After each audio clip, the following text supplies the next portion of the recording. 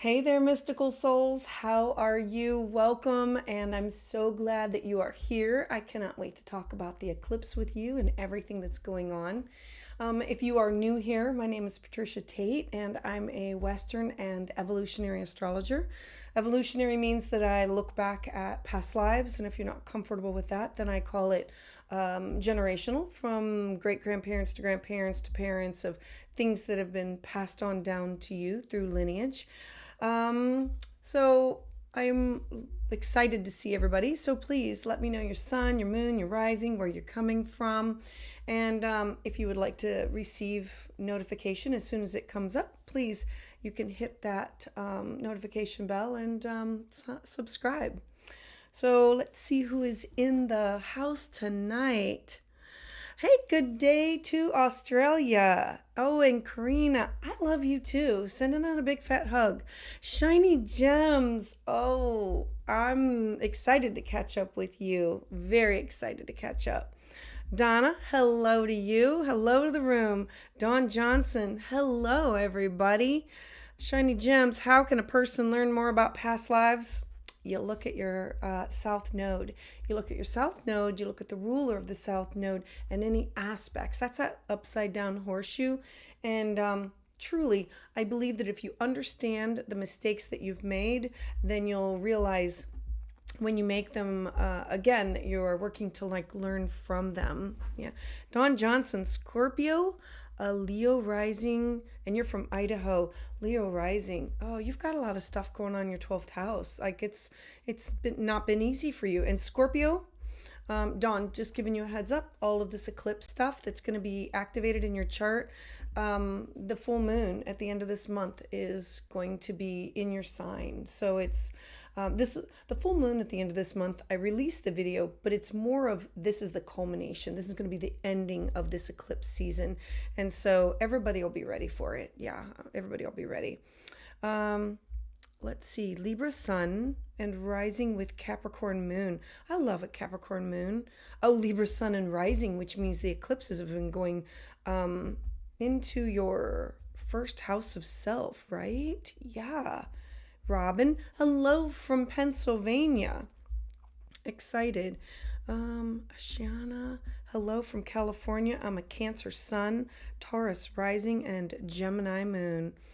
Okay, that's some beautiful energy there. We got the water, the earth, and the air all mushed into one. I love it. Shiny Gems, Cappy sun, Libra rising, Saggy moon. Okay, you know those eclipses are going on in your first house of self, evolving. I spoke to my daughter tonight. She was talking to a friend, and somebody had said something to her about, yeah, that person was changing. And she said, I told them they're not really changing, they're healing. And I'm like, oh my gosh, yeah, those would be my words. Such a I love the wisdom, because that's what the eclipses are bringing. It's about evolving, changing, and healing and growing. And yeah, Paige, do I like the Placidus? Oh, let's talk about that. So when I do my astrology consultations, private, then I use Placidus and I use whole sign, and I use your solar chart. I use 4 different I bring in a lot of information into one. And then during that consultation, we talk about all of it and what it means. Because if you see 3 or more indicators, that usually means that something is most likely pretty for sure. Because we can't say anything for sure, but if there's at least 3 indicators, we can say, yeah, that is. Now for my YouTube channel, for the videos, I have to use whole sign, and most astrologers are going to use whole sign, because we don't know where everybody else is on the cusp of what the degrees are. And so most YouTube astrologers are going to be using whole sign just for their videos in general. So yeah, good question. Hey again, Nancy, I got you in the queue tonight. Aina, Sag sun, Aries rising, Cancer moon, and Venus and Scorpio. Aina, this is not the same Aina that I saw this last weekend at the Serpent Mound, is it? I'm wondering, because how many Ainas can there be? What a unique name. Okay, Sovereign Scene, I have you in the queue tonight. Excited. My descendant is 24 degrees Aries, so do I consider the solar eclipse conjunct this angular or on top of it with a big orb? Okay, descendant at 24, I'm saying definitely your descendant is on top of it. It's within it. It's in a big enough orb, but this is a lot of Aries energy for everybody. It's the sun, the moon, the Chiron, Venus, Mercury, the whole shebang, activating everything that has to do. Yeah, so yeah. Miami, Marlin, Saggy Sun, Gemini Moon, Leo Ascendant, fire, air, and fire. I love that. I love that. Aina, no indigenous women from, from Australia. Okay, how cool is that? Maybe that's why her name was Aina also. I was at the Serpent Mound for indigenous it was a gathering. It was a gathering for the solar eclipse, and they were holding many ceremonies, and I was talking to a woman, sharing astrology with her. So yeah, okay. How do we get in the queue for a reading? Well, do you see that QR code right there? You can scan that QR code. It is a $40 PayPal donation, and there should be a link in the text. All right. Let's talk about where we are right now. And there's a link in the chat if you would like to follow that also. All right. I'm super excited everybody is here. All right. So let's transition into the chart and talk a little bit about what happened. Big, huge energy for everybody, especially if you live in the United States. This eclipse happened to go from the west side of Texas up and over New York. My first experience with a total solar eclipse, like I literally left one event so I could be home in my backyard and experience it. It was amazing. I wish I could explain to be in an area that it went dark and then that's what eclipses do. So eclipses literally shut everything down for just a moment, and it says, now let's restart and leave the baggage behind you. Eclipses are these huge fresh starts, clean slates, new beginnings, allowing for you to push forward with new. Think of them as a wormhole or a connection that allows you to go quickly from one place to another for rapid acceleration. And so that's what this eclipse was about. It was a new moon in the sign of Aries, and it's a new moon on steroids. So let's talk. All of this was going on in the sign of Aries. Eclipses, they rotate opposite of the planets, and they activate two areas of your life that are opposites. This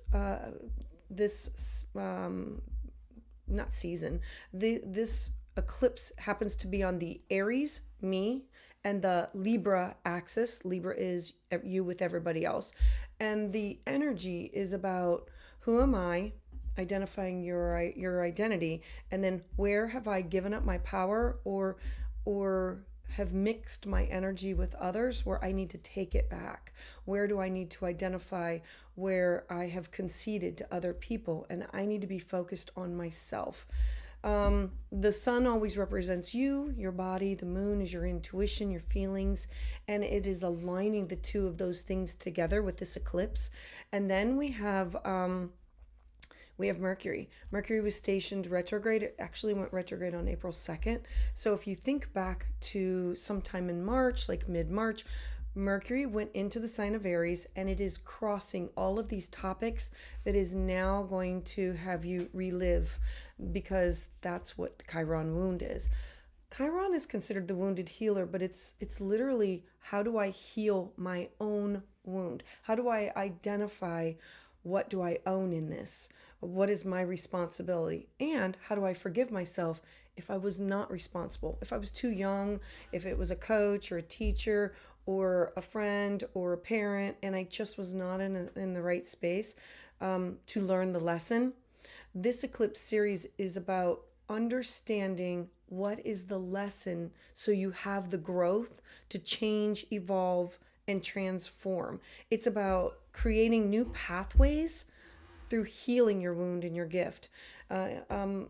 retrogrades, they go over an area 3 times. And so Mercury's already gone over Aries, your personal wound, Aries you, and then now it's going back over. So it's literally ripping off the bandage and saying, let's take a second look at it. Let's identify all these things. Like, this is your past coming to just come back at you and say, why am I even seeing this again? Why am I feeling this again? Why is this going on again?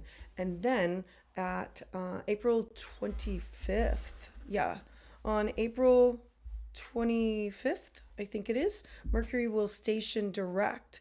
And then as it does, then it will then go forward over those areas one more time. And it's, are you comfortable? Are you healthy? Are you whole? Because we don't heal all in one fell swoop. We heal in stages, and there has to be some areas of your life that you are now ready to heal, change, evolve, and grow and transform from. So excited to be sharing all of this with you tonight. So, all right. I don't know if there's anything else I was going to discuss about this. A couple of things. There's going to be a Mars conjunct Saturn that's going to be happening tomorrow. So this energy that's happening today and yesterday, this eclipse energy, it's part of the same cycle. And then Mars is fire. Okay, here, let me delete all this so you can see it. This is what's happening. Mars is Aries is the ruler of Mars. And so this is taking the lessons of what you're going through and saying, I'm ready to initiate, I'm ready to move forward. And Saturn is going to be, here's the mountain and here's how you do it right. Now let's get started. Let's move forward. In the watery sign of Pisces, following your intuition. And so there's a video on it. I encourage everyone to please listen to the videos for your rising sign if possible. If you do not know your rising sign, then you can use your sun and your moon for other interpretations. But the rising sign gives you the location of which house it's in for the most accurate. All right, so let's dive in and see what we have going on. Let me see who is first in the queue. All right, we have Robin. So Robin, I'm not quite sure what your screen name is. I did not write that down. So I'm just going to call you Robin, and excited that hopefully you're here. Nancy, fantastic event. Yes, shiny gems. It was like an eye opened in the sky. Not only an eye opened, like, isn't this absolutely, it was like a total reset. Like, a wave comes over you that says, it's okay. Don't look back in the past. Move forward. Allow the universe to just move you forward with what you're supposed to be doing. Move on. Yeah. Oh, Robin. Yay. Okay. I see you. Yay, it's you. All right, Robin. So let's talk. Before I get started on the question that you asked about, I really want you to understand just a smidgen about what's going on in your chart. And the first few things that I notice is that you have Pluto at 0 degrees, which is an anaretic degree, and your sun at 0 degrees Cancer. And you have your south node in Libra and your north node in Aries at 29 degrees. 0 degree energy is newbie, brand new, beginner. So I always think of it as like this little puppy, and you throw the ball and the dog is like running all over, and it runs over the bowl and it knocks things over, and it's clumsy because it just doesn't know what to do. It's brand new and experiencing this. And so that would be your sun.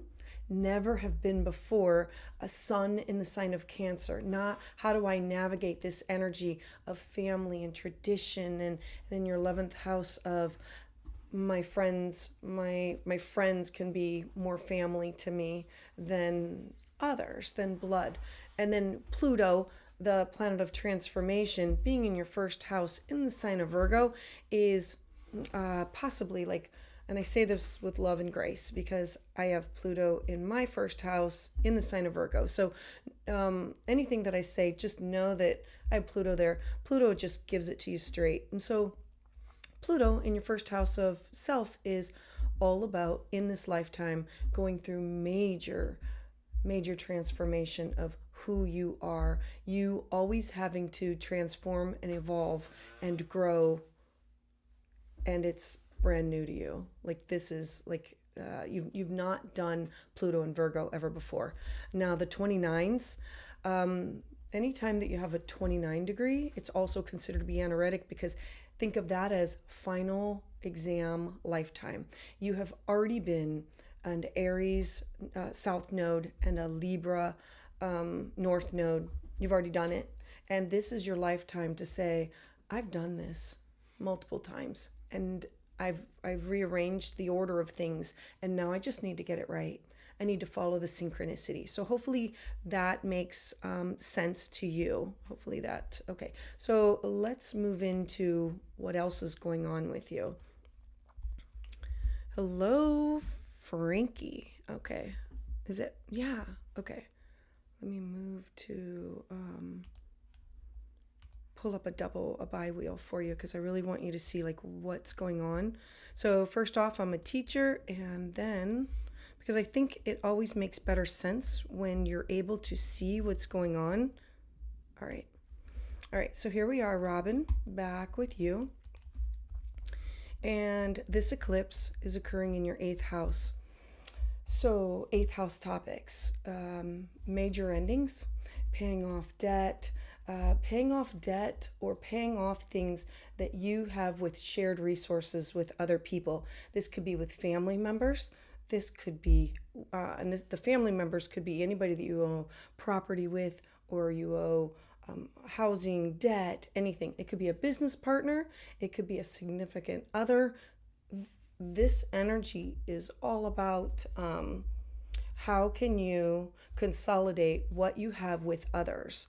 Now, what's really important to notice are the nodes. If you notice, you have the nodes, they are opposite of each other. So this is called a nodal opposition. So I want you to think of it as you and I were riding in a car, and I say to you, Robin, what's going on with your past? Like what has gone on in the last 9 years of your life? And you start to look back, and I'm like, nope, just use the rearview mirror. Tell me what's going on in your life. And those topics are coming to the future of what's now. And you have to decide, moving forward, this was my past. What do I want to take with me to move forward with? What does this energy look like? And do I leave some of it in the trunk? Do I leave some of it in the back seat? Do I leave some of it way back there, like leave it in the dust? Because it's literally the past coming to meet the future and saying, this is where I want to go to move forward. This is what I want to take forward with me. Some clients that I've worked with, like a nodal opposition could be people from their past coming back. And these are people that you thought were long gone. And it could be places like going somewhere or something. It's literally your past coming back. And you and I having a conversation and saying, what do you want to take forward? Where do you want to move forward with? This is a transition period where you're trying to push forward with a new future for yourself, and being very selective about what you take forward with you, because the nodes are then going to go into your 1st house of self and your partnership sector. Now, you asked about like finances and health. The 8th house represents deep psychological transformation. And okay, I am going to talk about health for just a second, because it's kind of important. Pluto. Remember that you have Pluto in your 1st house of self. Well, Pluto has just moved into your 6th house of health. It's daily habits. It's your mental, physical, spiritual, psychological health, well-being. It's alternative health. It is nutrition, diet. It's the house of self-care, and what do you do to take care of yourself? Now, Pluto being here is, I said 20 years. And so in the sign of Aquarius, new science, new technology, and you having to stay on top of your own health, whether it be a guide, a mentor, a counselor, or just saying, like someone to exercise with you, or a group to get together for taking your dog to the park. But it means that it will change and evolve. but it will be a topic that you need to stay on top of for the next 20 years. It does not bring illness, but it does bring transformation of. One other thing I want to talk about before I move on is this Jupiter-Uranus conjunction. So Jupiter and Uranus, Jupiter is the great benefic, and Uranus is freedom, disruption, chaotic, think outside the box, technology, revolution. And these two have been in your ninth house of foreign people, places, things, taking classes, teaching classes, legal matters, publishing, cross-cultural experiences, bringing you opportunities to travel or to see or do things that are unique and different. Now, these two they're coming together. It will be, I believe, on the 20th, and then the energy will go for like 2 more weeks afterwards. This is happening in the house of that you need to take notice of, because it's in trine to your first house of self, meaning both of these are in earth elements. Like you are an earth element and they're in Taurus. And this is going to be inching closer to your personal Venus. So absolutely loving all of this energy. I'm telling everybody that if there is anything that you're willing to take a risk on over the next couple of weeks that you just feel drawn to, that this is what you should be doing. It's about taking the risk and like just stretching yourself outside the box. And one last thing before I go, you're inching upon a Mars return. Mars will be into Aries in the next few weeks here, and it's a 2-year cycle. So with this 2-year cycle, you're going to be starting something like ending of things with paying off debt, these contracts that you have with other people. It's shared resources, obligations, taxes, inheritances, wills, insurance, private affairs, and dealing with deep psychological things that have been going on with you. When Mars comes and you have this Mars return, you're starting a 2-year cycle of a new chapter of your life. So I'm super excited for you. All right. So thank you, Robin. Hopefully all of this makes sense to you. And let me see. I'm loving all this. Okay, making total sense. All right. I'm really happy. I'm super excited for you. Yeah. And the 8th house is no joke. I'm a Virgo rising, and like 2 deaths, dealing with like money just flowing out everywhere and having to try to get a handle on things. So I feel your energy, although that the past meeting the present, an opportunity for you to readjust. So thank you. Thank you for trusting me with your consultation this evening. All right, so let me see who is next in the queue. Nancy. Thank you, Nancy, for being here. So let's take a look. Okay, Nancy. Let's see. Nancy, what do I notice that just like pops out? Okay, Pluto, 1 degree in Virgo, 5th house. That's newbie energy, not brand new, but still kind of chaotic. Pluto is it's a trauma signature. Everybody has one, just throwing that out there.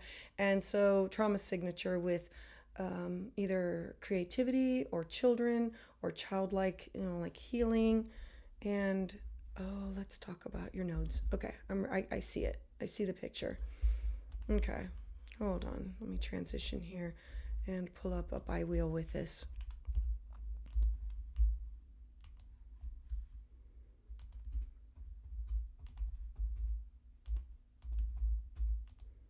Is that right? I have Nancy. Perfect. All right, Nancy. So let's take a look at this. This is a lot. And you are also having a nodal opposition, but different houses. So kind of important. So let's take a look at this. You're a Taurus rising, earthy, solid, stable, reliable, like things to be comfortable. Your south node is in the sign of Aries in your 12th house. How do I, Nancy, let go of my shadow self,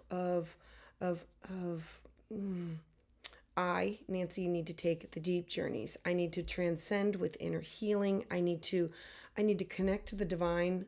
I need to connect to my angels, my spirit guides, my ancestors. I need to not, the 12th house is self-sabotage. I have come from a place where I was very intuitive, like in a past lifetime. I connect with others. Oh, Nancy, I do remember you from the Serpent Mound.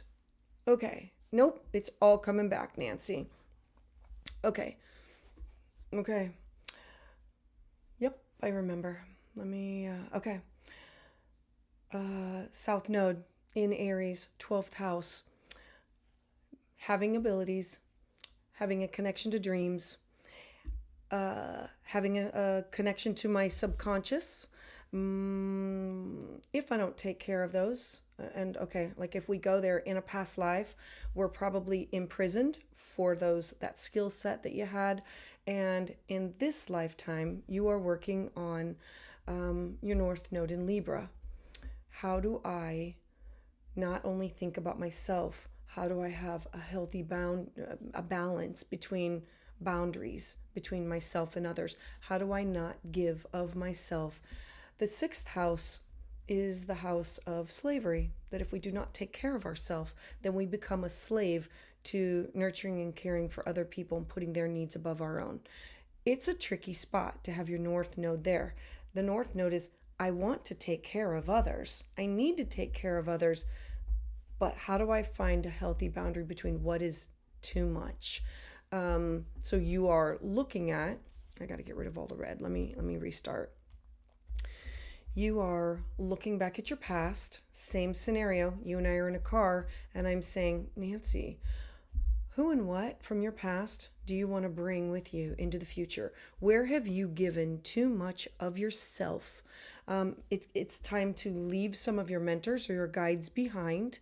This is a time for you to dive deep into your dreams, your intuition, to tap into the Akashic records, to tap into anything that has to do with dreams, to tap into anything that has to do with like spiritual retreats, into other dimensions, angels, guides, in order for you to like literally tap into the divine to receive the messages from like, what are you supposed to be doing? Where are you supposed to be going? How do you use this moving forward?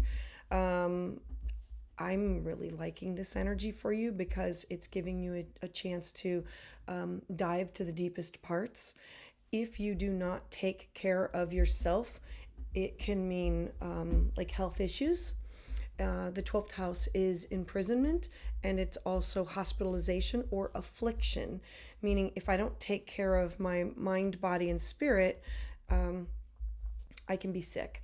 Like I've given myself shingles twice, allowed myself to be stressed out enough to get shingles because of stress and worry about other people, places, and things. And so it's a thing. I'm encouraging you to make sure that you are trying to keep a balance with who are you and who are you supporting with others.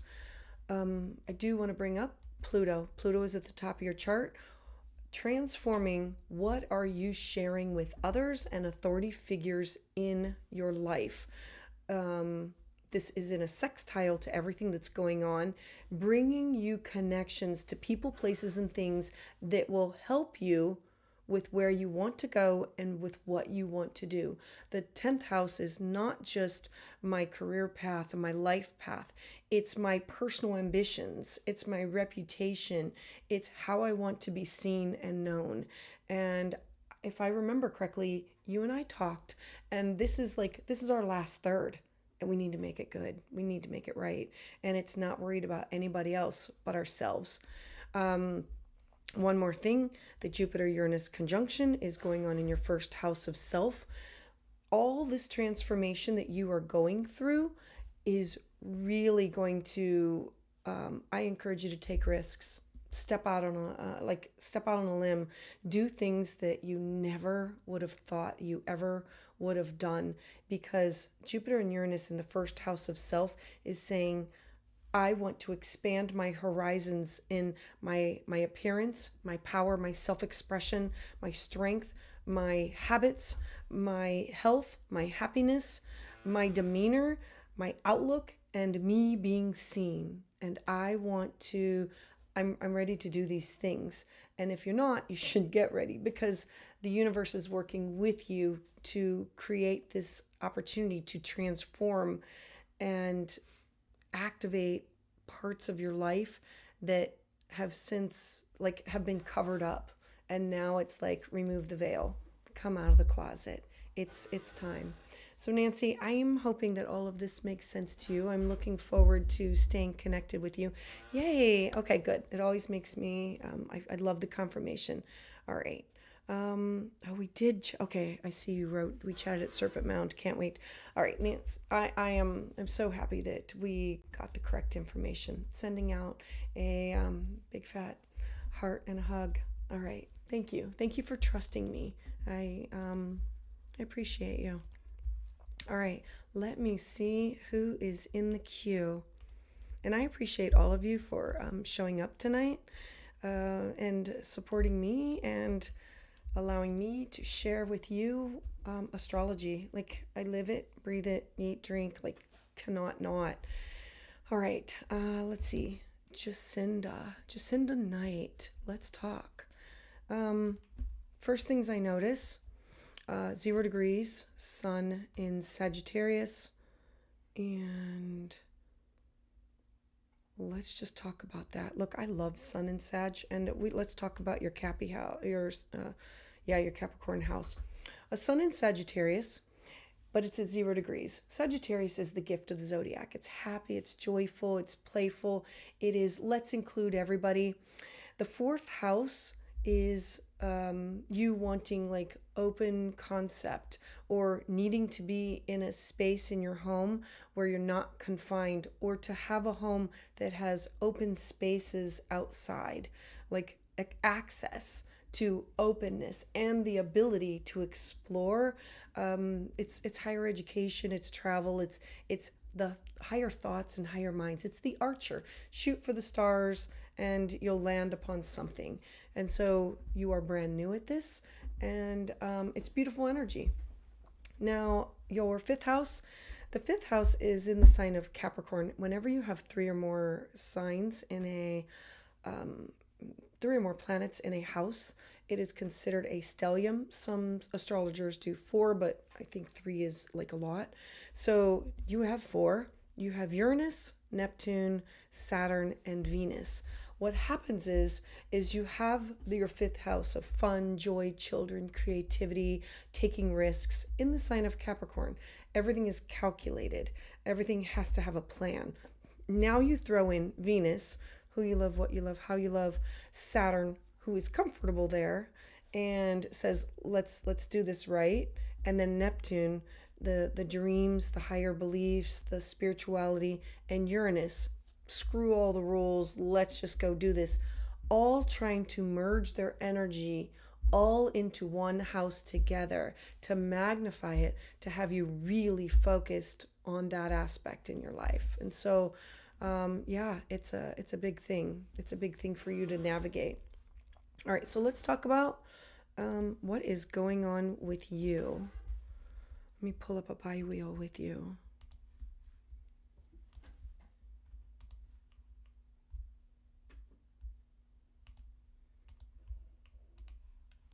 Let's see here. All right. So the eclipse. Yeah. The eclipse, you know what? I just need one hot second. Hold on. I want to check something just to make sure I'm sorry.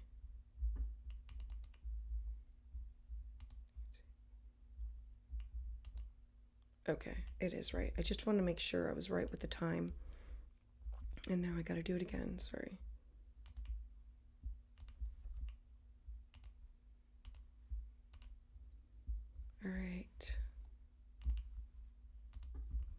All right, I'm ready.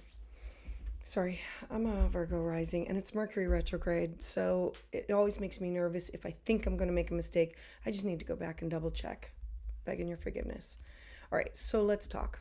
This eclipse, all going on in your eighth house. I spoke earlier about it, but I want to reiterate it because it is opposing, a lot of this energy is opposing your moon, your feelings, your intuition. Like, it's highly emotional. Like, being in tune to things that are ending for you. Like, having this premonition of this is going to end, or I see this ending coming, or why did I not follow my instincts of knowing these endings are coming?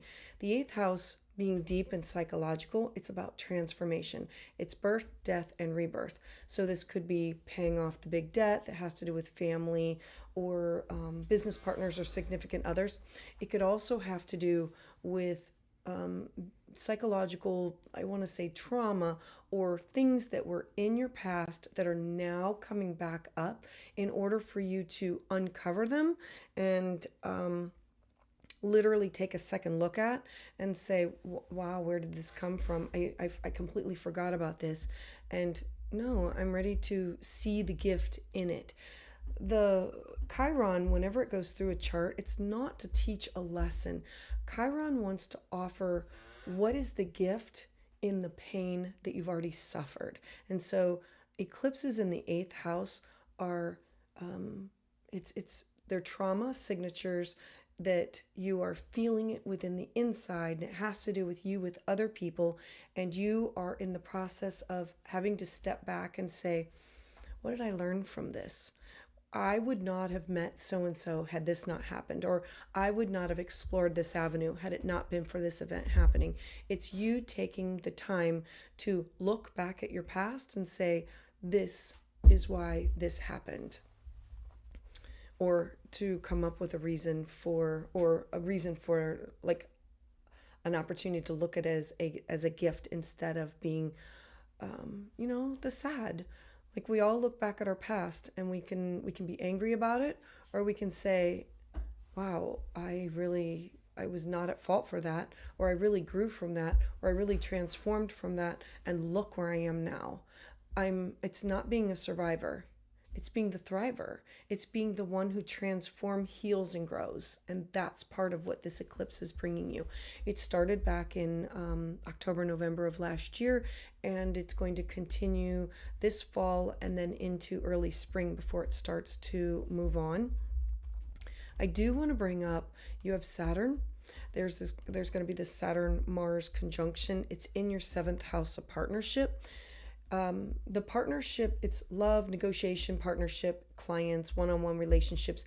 The seventh house is contractual agreements and negotiations that can be written or verbal. And so know that Mercury is in retrograde, so this could bring people, places, and things from your past back for a second look at, and then you can say, okay, I'm ready to move on from this, or I need healthier boundaries. Saturn in the sign of Pisces. Pisces is watery, so think of it as seaweed, and you're trying to move forward through this murky water with seaweed, and wanting to get to divine enlightenment with partners, with significant others, with clients, and wanting to have this faith, hope, and belief, but you're having to surrender to the flow of the water. And having the healthy boundary. It's like a knife does not cut the water, and Mars wants to cut the water. And it's about allowing for the flow of what comes to you in order for you to say, this is what I need to leave behind. This is where I need to move forward. These are where I need the healthy boundaries. So I'm hoping all this makes sense. I also want to bring into the Jupiter-Uranus conjunction. The Jupiter-Uranus conjunction, which is in your ninth house. Over the last year, Jupiter has been in your ninth house of, I want to travel, I want to take those classes, I want to have work published, religion, spirituality, The ninth house is legal matters, adventure. It's these cross-cultural experiences that you have when you get out and see people, places, and things that are not in your own backyard. And so I absolutely love this for you, because everything that you're going through is leading you up to new opportunities for growth and expansion. Also, Jupiter, this guy right here, Jupiter is going to, after it conjuncts, and a conjunction is when they merge their energy together. Jupiter is then, May, going to move into your 10th house of your career, expanding, people seeing you, authority figures seeing you, your career, your job, your legacy, your public reputation, your professional life, things that you want to achieve. Jupiter here is like, it's going to be here for a year, so bringing you really great opportunities. So Jacinda, I really am excited for this for you, and greatly appreciate you sharing all of this with me. Oh, okay, wait, one more, just since I'm here. This going on is in a trine to your 5th house, offering you your 5th house and your 1st house. So I want to reiterate that a trine is a gift. It's when they're all working together and talking together. And this is an opportunity, like a Uranus, trine Uranus is shocking, surprise. It is innovative. It is science, technology, psychology, revolution, breaking free, and liberating. And so this will change who you are.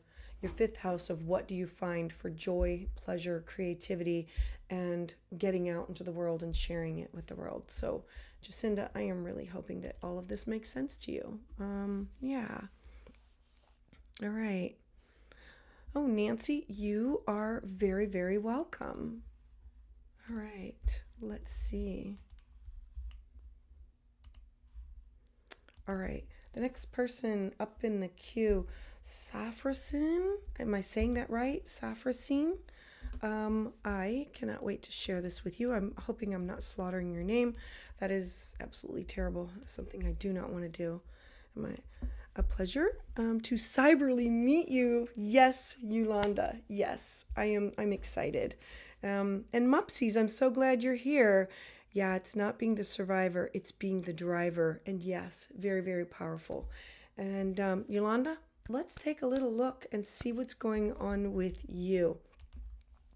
So the first thing I notice, okay, so you just gave me free reign on this.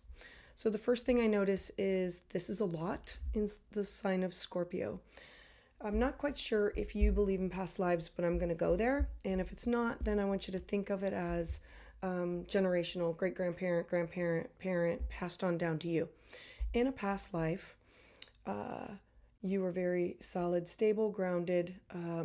You probably traveled across the world somewhere. Think of it as like mission trips, things like that. And it went bad. We always look at the South Node as it went wrong. And then as it went wrong, how do I heal it? And how do I move forward with it in this lifetime? So as it went wrong, I also look at the ruler of it, and the ruler is opposing it. So there was a person, place, or thing that was with you as things went wrong, as you were traveling the world, as you were, and I'm going to throw in your Chiron wound.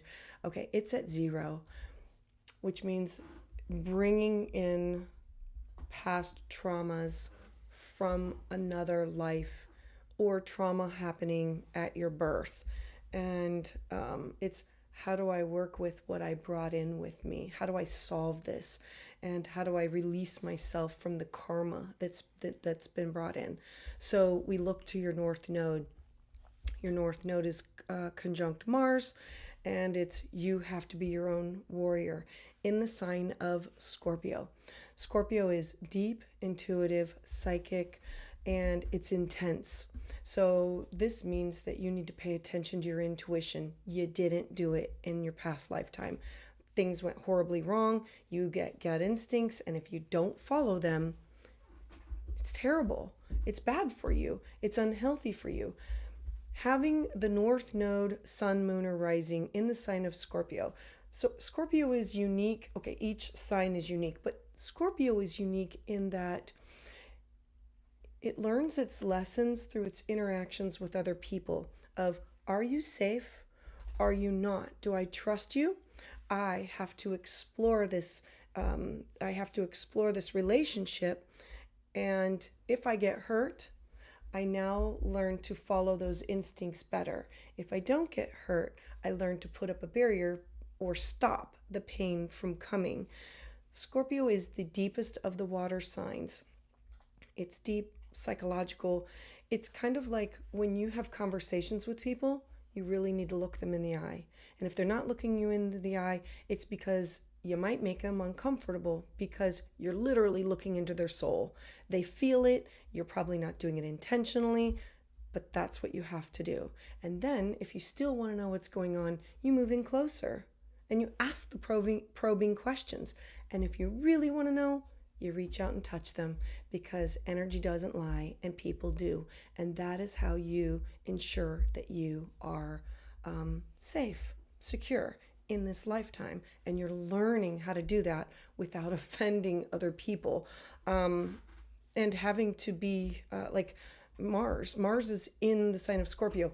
You cannot cut water with a knife, but Mars, like Mars in Scorpio, I would never cross you. Nobody should ever cross you, because it would be like a cornered cat. It's terrible. It's, you will go to the ends of the earth to protect what you love and who you love. And it's an absolutely beautiful thing. Not everybody possesses the same energy as you do. And you should value that. I appreciate it. I look at it, and then we want to throw in Uranus. Uranus is screw the rules and think outside the box, unique, creative, and shock and awe. So as I look at this, there would probably be nothing that would shock me about you, but it would probably be unique and shocking to other people, like a dry pill for them to swallow. All right, the next thing I want to talk about is all of this going on in Libra, but I'm going to need the other chart to bring it up. So I'm hoping that all of this is making sense to you. All right, so let's see. Okay, you do? Okay, good, on point. Having a lot of those kinds of conversations lately. Yeah, that's because Mercury's retrograde. Honey York, when you follow the link, it's just your name and send it in the blue. I don't understand that. My husband's in the queue. I'm sure he'll take care of it. And Yolanda, thank you. Thank you for being here. I'm glad you can like see the energy. All right. So okay, enough. Let me get started on your bi-wheel. All right. So why this eclipse is affecting you so much? Like, you're spot on with everything that's going on with you. So this right here and this right here. So South Node. Your South Node is currently in your second house of your self-worth, your cash, your property, your resources, things that you need in order to keep yourself safe. Now you have Sun, Pluto, and Mercury. Another stellium. The Sun is who you are, Libra. There are two ways to read each sign. Positive is Libra is a negotiator. Difficult is Libra is a people pleaser. And so conjunct Pluto is the planet of deep transformation, and it is you will have money, lose money. You will transform your life multiple times in this lifetime. Mercury, the way that you communicate and the way you connect with other people, think of it as a butterfly and pollinating. I love the sign of Libra because it is you connecting with other people, and when you talk to them, when you listen to them, you really listen and talk. It's about communicating and real communication. And so what are you trying to let go of? People pleasing, creating healthy boundaries, skepticism. What are you moving towards? Deep psychological healing and releasing of trauma. So the North Node is in your 8th house. The 8th house is like it's death. And so how do you let go of people in your life dying? How do you let go of relationships dying out, either naturally or not, as in having to have a healthy boundary?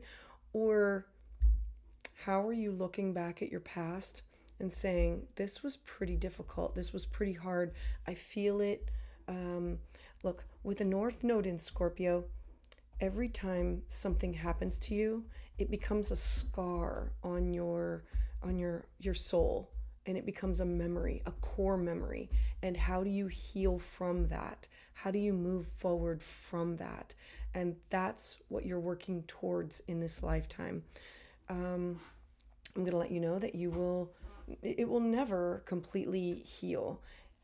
That's going to be who you are. The North Node in Scorpio is learning how to navigate that energy, but every interaction will become a core memory. That's what you're here to learn. That's what you're here to navigate, how to work with it. It's psychic. It's stepping into your power. It's healing powers to heal yourself. Oh, you're an ER nurse and you're always around death. And oh my gosh, doesn't that make complete sense? Holy mackerel. Okay. Yeah. Are you a death doula? Have you worked towards becoming a death doula? Wow. That would be something to like add to your okay, everything is making complete sense to you. All right. I'm loving this for you, in that releasing and helping others release where they need to go to.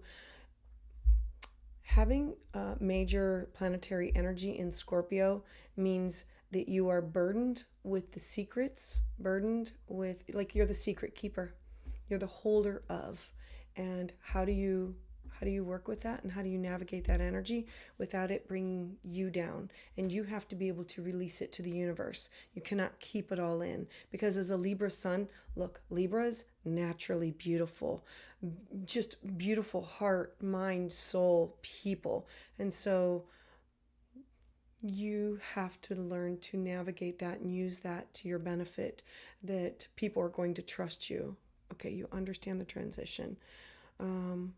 Oh yeah. I'm so excited for you. Okay. I'm super excited for you. And I greatly appreciate you trusting me. I'm going to throw out one more thing.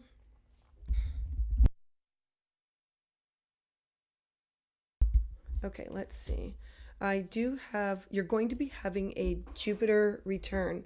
Jupiter and Uranus are in your ninth house, bringing abundance and think outside the box, unique, science, technology. Jupiter this May is going to move into your 10th house of career, and you are going to have, let me get rid of all of this so you can literally see it. You're going to have a Jupiter return. I absolutely love this because it's also with your moon. I want you to think thoughts, ideas, emotions, feelings, feminine energy, intuition, psychic ability. When Jupiter moves into Gemini, thoughts, ideas, and what is real, what is not, communication, 10th house themes of career, ambition, social status, reputation. You're going to be starting a 12-year cycle. So absolutely perfect for you. So whatever you are working on, and I'm throwing out there the thought that you might want to look into like becoming a death doula. It's a thing, and it's a beautiful thing to help somebody cross over. Or if you're not comfortable with it, I totally understand it. All right.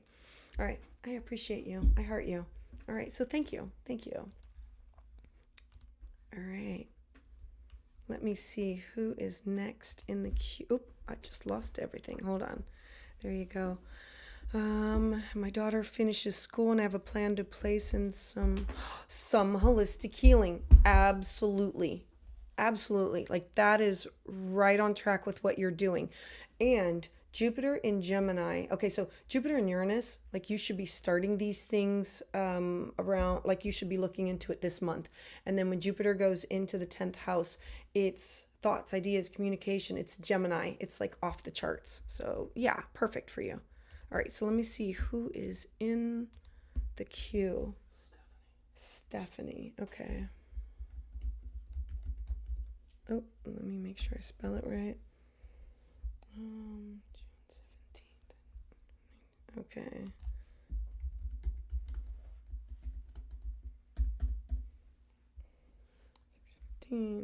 Let me double check it.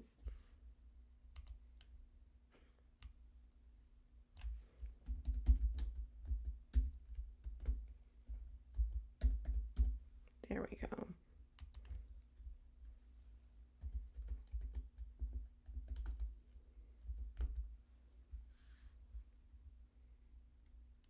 Let me make sure I spell everything right.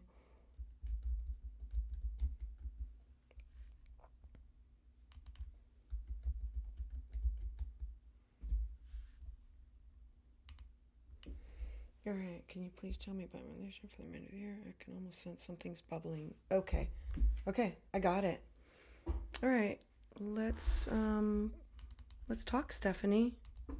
First off, thank you for trusting me. I greatly appreciate you being here. I appreciate everybody being in the queue.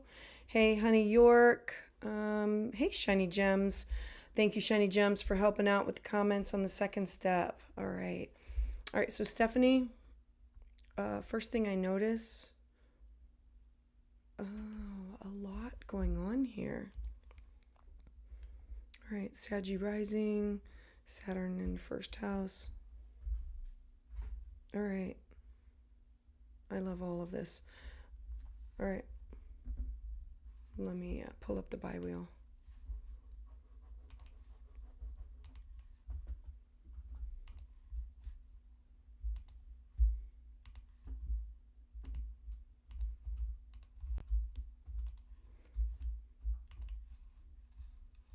All right, so Stephanie, let's talk. All right, so this eclipse, oh, you're having a nodal return. All right, let's start there. A nodal return happens every 18 and a half years, and this started back in October, November of last year, and it's an 18-month cycle. It is literally eclipsing your moon, your feelings, your intuition, your everything. Like the moon is, it's intense, it's feelings, it's intuition, it's your psychic ability, it's closing your eyes and knowing and feeling something. The sun and moon and north node, Venus, Mercury, all in your fifth house. The fifth house is where I want to take risks, children, creativity, affairs, art, music. It's creating things, wanting to create things. Now, a nodal return is literally the universe saying, I'm going to rock your world and I'm going to adjust you because you are off track. It happens to everybody, but it happens every 18 years. We have a nodal opposition at 9 years, and then 9 years later, we have a nodal return. So we give ourselves these opportunities every 18 months to alternate between two different houses to activate the energy of that house and move things along in our chart. And so you are at a point in your life where you are readjusting everything. You are supposed to be focused on what brings you personal joy and creativity, where you want to initiate something, where you want to start like a love affair or make an investment into something, take a risk into something, recreation, joy, pleasure, romance. The fifth house is how you express yourself when like it's like close your eyes and pretend like you're 4 years old, and just joy and pleasure. And it's where we find adult playmates who think the same or feel the same as we do. And this eclipse is adjusting and bringing those people into your life, and it will literally eclipse them out of your life. The South Node eclipse happening in your 11th house is removing people, places, and things that do not share the same goals, hopes, wishes, and dreams as you do. And it also brings endings. So the endings could be, I finished that project, or it could be I no longer, I've already completed that. I no longer want to do that anymore. Or the 11th house could be, I no longer want to be part of that group. I've outgrown it, or the people that are part of that group. And so the eclipses are really telling you that you need to focus only on you and readjusting what's going on with you.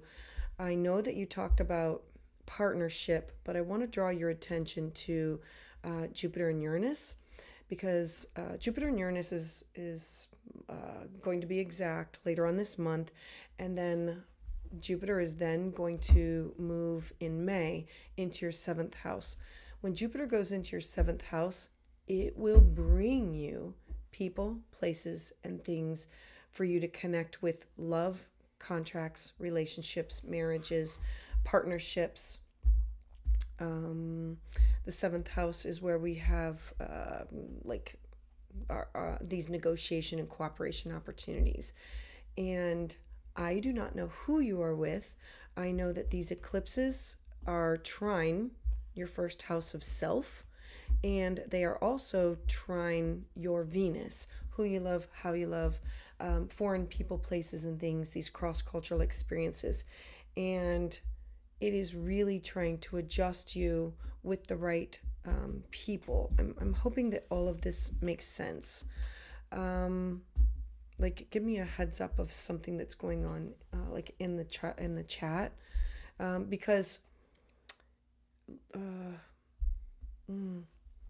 if you're with the wrong person, this eclipse will eclipse them out of your life. And then if you're with the right person, it takes the energy and says, by May, we will ramp it up to make it more, May, and then over the next year, because Jupiter stays in a sign for a year, it will ramp it up and say, let's make this more solid. Let's take this relationship to a different level and make it more concrete, if that makes sense. As these nodes go through here, I'm going to back this up for just another second. The North Node is going to stay here, but we're going to have an eclipse this fall, in October, and the North Node is going to dip into your 4th house. When the North Node dips into your 4th house, the eclipses will then finish this cycle over the next 6 months, and then the eclipses will have you focused on your job, your career, and your home. Often it means you could be looking at a move. Maybe not now. I know that I was working with a client and I said, look, you're looking at a move. It'll be over this 18-month period. And literally up until the last 2 weeks of that 18-month period, then all of the things fell into place.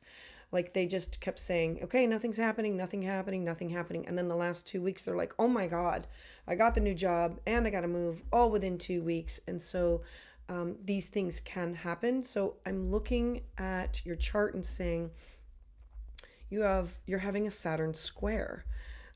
Saturn is in your 1st house of self, wanting you to ground your faith, your hope, your belief with who you are as a person.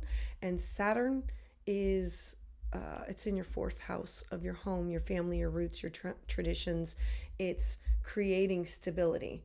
Pisces, I tried to explain Pisces earlier as very watery and very fluid. And what does your home look like? It says I have everything. Is it still frozen? Okay. Sorry. I don't know what happened there because I see it moving. All right. Okay, so back to you, Stephanie. Anybody who has, thanks, Shiny Gems. I don't know. Pisces, anybody who has water in their 4th house needs to make sure that they are near some kind of a water source, because that is what cleanses them. That is what replenishes them. And Saturn in the water sign says you need to have some healthy boundaries around what is home to you. This could be your foundation, real estate, property, traditions, genealogy, understanding it, wanting to look back at what makes me who I am. And it could also be the people that have shaped you. And so that is going to be a focus. A square is energy that has to be integrated, and you are having a Saturn square Saturn, these two here. And so that means we have fire and water together. Neither one can give. We have to work together. We have to integrate and blend this. And what does that look like? You wanting to explore and go everywhere and do everything, but needing to have some kind of a foundation in which to be upon. So, sorry, honey, York, it cut out twice. I did not know. All right, Stephanie, I'm really hoping that this makes sense. If you could like hit me up in the queue to make sense of this. All right. And Jaeger, yeah, I do this every 2 weeks. So the next one will be at the full moon. All right. So Stephanie, I am really, there's like two options of where this is going. So I encourage you to definitely follow your intuition for this. All right. And know that, again, when an eclipse happens, this eclipse happening in your creativity of wanting to give birth to something, you are literally planting the seeds of what do you want to give birth to in the next like year and a half of your life. This is a new moon on steroids, and it's about bringing forth or giving birth or giving life to something. Okay, I'm too old to be giving birth to babies, so this would be a creative project, a class, a workshop, or something like that. So I hope all of this makes sense to you. Thanks, Stephanie.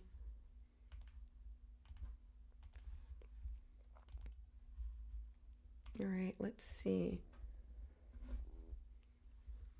All right.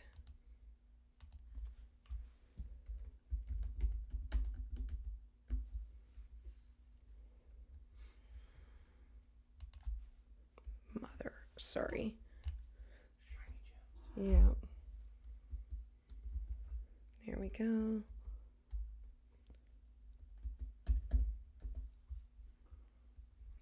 Hold on.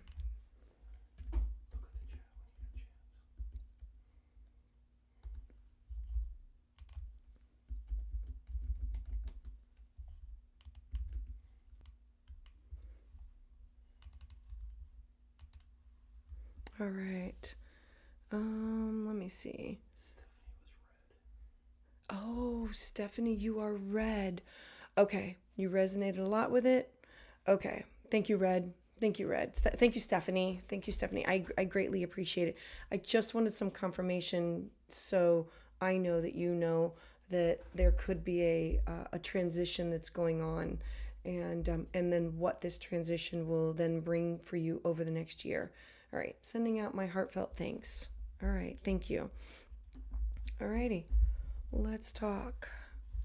I have Shiny Gems. You are in the queue. Gosh, I'm so excited to get caught up with you. So let's see what is. Oh, goodness. Okay, every time I see this, it gives me goosebumps. All right, because I know that you've been doing the work. All right, so okay, this eclipse is in your 7th house. Absolutely loving this because this is planting seeds for the future. Remember that a new moon with an eclipse is a new moon on steroids. It's about starting something in your relationship house. It's partnerships, relationships, contractual relationships, your one-on-one. I know I'm going to give it all to you because this could also mean partnerships with work or things like that, even though I believe that this is your partnership that you're having. Right? Don't you love this, Mupsies, for her? Because Shiny Gems has like been through the ringer, and like this eclipse is. I love when an eclipse goes your way. I had a client reach out and say, "Hey, you said that I was going to have these endings and these new beginnings, and I got engaged, and I didn't see the bad." And I'm like, "Oh my gosh, you goof! That's an ending to being single." And it's a new beginnings, this fresh start to this committed relationship. And so, like when somebody really deserves those positive ones, and then others who are just like sitting in their I'm not allowed to say it, but I'll give you sign language, for what it means. But like when we sit in it, and then we have to learn and grow and evolve from it and transform. So I'm always looking for the lesson of whatever I'm going through. And so, shiny gems, Mercury is really going to be bringing up your past. I am so excited that you had somebody there with you for like in between this eclipse season, because this is somebody who could take a look at your past and say, why are you holding on to this? Why don't you get rid of this? Like, let's transform this. Let's evolve this. Like, it's somebody who pushes you past that guilt that says, no, let's think about you. Let's think about me. Let's not think about the past. Let's not dwell on the past. Let's heal and let's evolve and transform from it. This new moon is about creating these new pathways. Eclipses are like these portals that once you step into it, there's no turning back. It's literally, you move forward at lightning speed, all the doors shut, and you can't turn around and look back. Like, the past is literally in the past. And so you're moving forward, doors are shutting, and you're focused on your health. You're having this Mars return. Okay, I'm loving this. This is a 2-year transit, that something that you are starting during this time period. Mars and Saturn are going to be conjunct, the 10th, tomorrow. So it's like leading up to it. You are now saying, I need to make this a daily habit. I need to make this a priority in my life. This makes me better. This person, place, or thing, and it can be multiple things. It could be, I want to keep this person in my life because they make me a better person. I need to focus on my diet. I need to focus on my health, my wellness routine, because it makes me better. I need to focus on my pets. The 6th house represents pets and animals, and it's how can I focus on their health because it brings me good health. You're starting a 2-year transit of whatever is going on now. You are saying, I'm going to be committed moving forward for this transit. I'm going to release my people-pleasing ways. The sign of Virgo, I've said it so many times, they're just natural. I'm sorry, I said Virgo, but I meant Libra. The sign of Libra, I wish it were Virgo because like I'm the Virgo rising.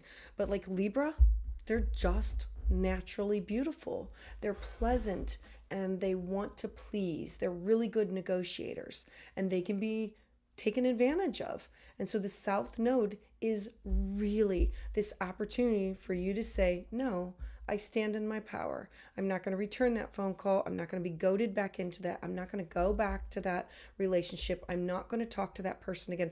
I'm not inviting them into my life right now. I am evolving and changing. I am releasing who I was, letting go of. The South Node in the 1st house is totally a transformation, a letting go of, an evolving of who you were, moving into who you are for the future. It's your strength, it's your habits, it's your health, it's your vitality, it's your happiness. It's you standing in your power, wanting somebody else to stand there with you, knowing that they can, but knowing that you can stand alone. Aries energy is independent. And look, Venus is your chart ruler, and Venus is in your 7th house. Venus is the goddess of love. She wants to bring people, places, and things into these committed relationships. She wants to make everybody happy. And how do we negotiate that happiness without losing yourself? How do you keep healthy boundaries? Well, sometimes it's other people that force your hand. They will, like Mercury is in your 1st house of self, like really uncovering some cruddy things about your past and saying, how have I evolved? How have I changed? How have I grown? Now, Mercury in your 7th house also will bring people from your past back into your life for a second go around. I'm reminding you that there's a reason that they're in your past. Like, leave them there. And that could be, it could be family, it could be friends, it could be relationship wise. but it could be anybody that you could have had contractual agreements with, or it's open enemies and exes. I don't usually pay attention to that until Mercury is retrograde with an eclipse in this house. So I'm strongly encouraging you to have seriously healthy boundaries. And if you have to talk to somebody else, or if you have to hear it from somebody else, like, I'm here to remind you, girlfriend, that this is the time that you need to only be thinking about yourself. What is your happiness? What brings you joy? And how do you create a daily habit of this in your life? Mars wants you to say, I can't go this long without a person, place, or thing in my life. I have to do this, because if I don't, I become a shell of myself. I become sad, and this person makes me a better person. And I'm excited for you. I know that I'm going to bring this up. This is a square.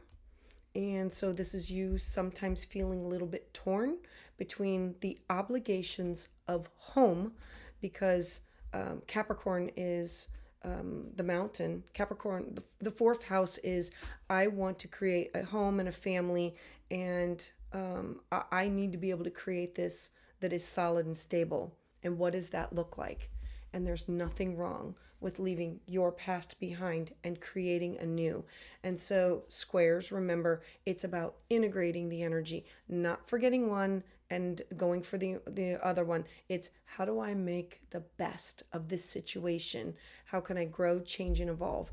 Now, what I'm super excited about is this right here. It's going to become exact. It's like inching towards this. Jupiter and Uranus, this is taking risks, paying off debt, money coming to you, alimony, child support, cash, property. It's also giving you the notice that it's on top of the house of birth, death, and rebirth, the house of transformation. And so it's resources that you have invested into that could really pay off for you, that you are entitled to, knowing that others might claim, argue, or want a portion of, making sure that you have all your ducks in a row. I love the fact that after Jupiter goes through your 8th house, Jupiter in May will go into your 9th house. That's foreign people, places, and things, taking a class, taking a workshop. It's also travel, a lot of travel, a year's worth of travel, a year's worth of studying and learning and exploring. And so I'm truly excited that if there's an opportunity for you to take a risk, I'm telling everybody, Jupiter and Uranus says take that risk. Now is the time to take the risk. It will seriously oppose your Pluto, your past. It will, I'm likening this to you moving towards your North Node. It's sitting on top of your North Node, the direction in which you're supposed to be moving towards. In a past lifetime, things went horribly bad, that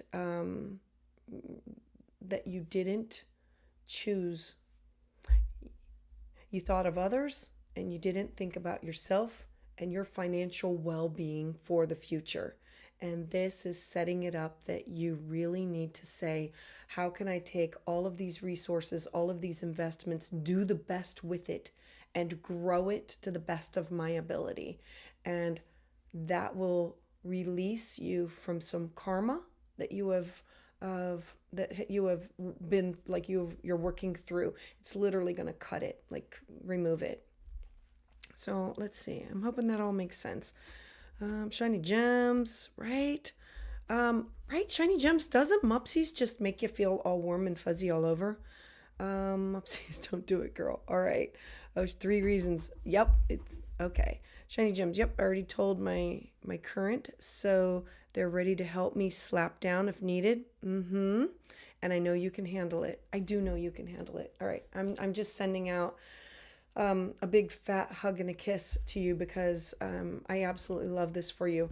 Knowing that everything that's going on here, you're going to be going through like the eclipses this fall, the North Node dipping into making things like working on your mental, physical, spiritual health and well-being, like truly understanding, like, what is the lesson in this? How have I grown and evolved and changed through this? And working through all the things that you are currently going through, working through what you're going through. All right, shiny gems, I heart you. So thank you again for trusting me. All right, so let's see. Hey, honey York, so glad that you are here. I'm really glad it resonates with you. And Mupsy's right. Mupsy's, she does need the hug. She definitely needs the hug. And you are just the person to give it to her. And so is Mupsy, okay, Devin and Mupsy. All right. All right, let's see.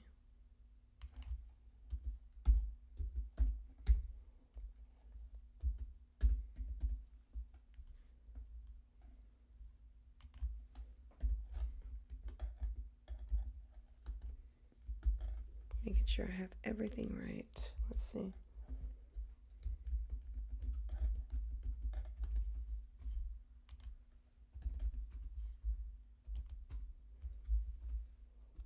Oh, okay.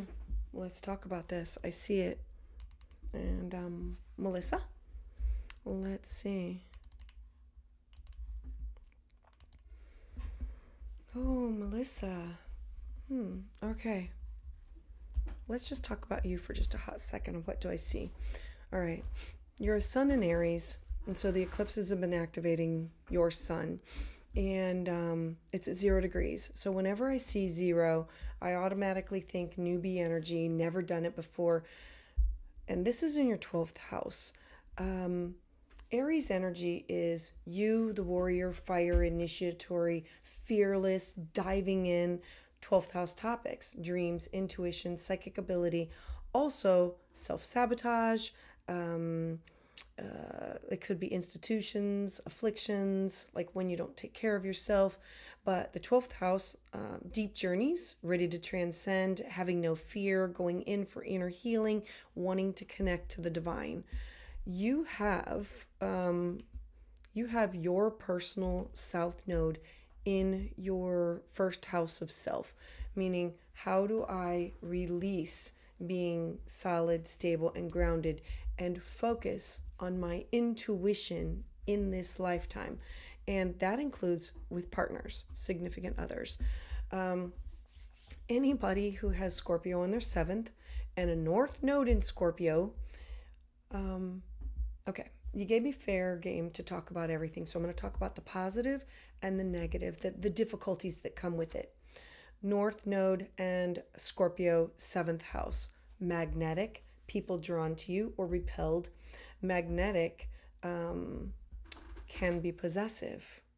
You want to know somebody inside and out. You want to, like, there are no secrets. There should never be a secret with you. Like, no, nothing. No, okay, I'm going to read the note. Hold on. Yeah. So all of your partners, anybody that you are going to be with has to be 100% comfortable with being 100% transparent. So anybody that you're with, they need to be completely transparent as you move forward. All right, so let me pull up like where you are now. So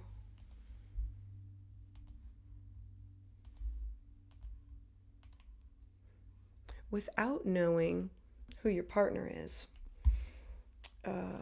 you are working through, okay, first off, you're having this, you just had a solar return, a birthday, and happy birthday. Oh, and you're having a Chiron return. This is a lot. Okay, Sun and Sun, Chiron and Chiron, fear, wounds, past, intuition, and opposing Pluto. Okay. It's a lot because your intuition is spot on. Your psychic abilities are spot on. You know it, you go after it, you see it, but it also comes with wounding. I know that you're asking about a partner. I can only talk about from your perspective. If this partner, I know that you said that they were Sag. If they are Sag, I don't know if that's Sag Sun or Sag Rising. It does make a difference. If they're like, if it doesn't matter, Sag Sun or Sag Rising, because you're a Sag Moon and you're a Sag Neptune. Oftentimes, when you put somebody else's chart with your chart, like I have two bi-wheels here, like literally you're on the inside and the transits on the outside. If I take your chart and put it on the inside and their chart and put it on the outside, when planets sit on top of other planets, often it's to indicate like if the sun is on top of one of your planets, it's them going to help you shine in this lifetime. If the nodes are connected, it's like, okay, we've come into this world.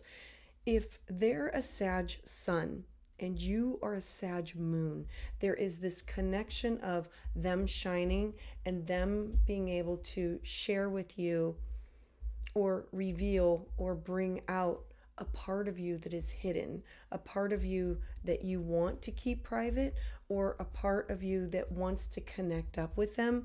It can be beautiful as long as it's not competitive. It is in the 8th house of deep psychological connections.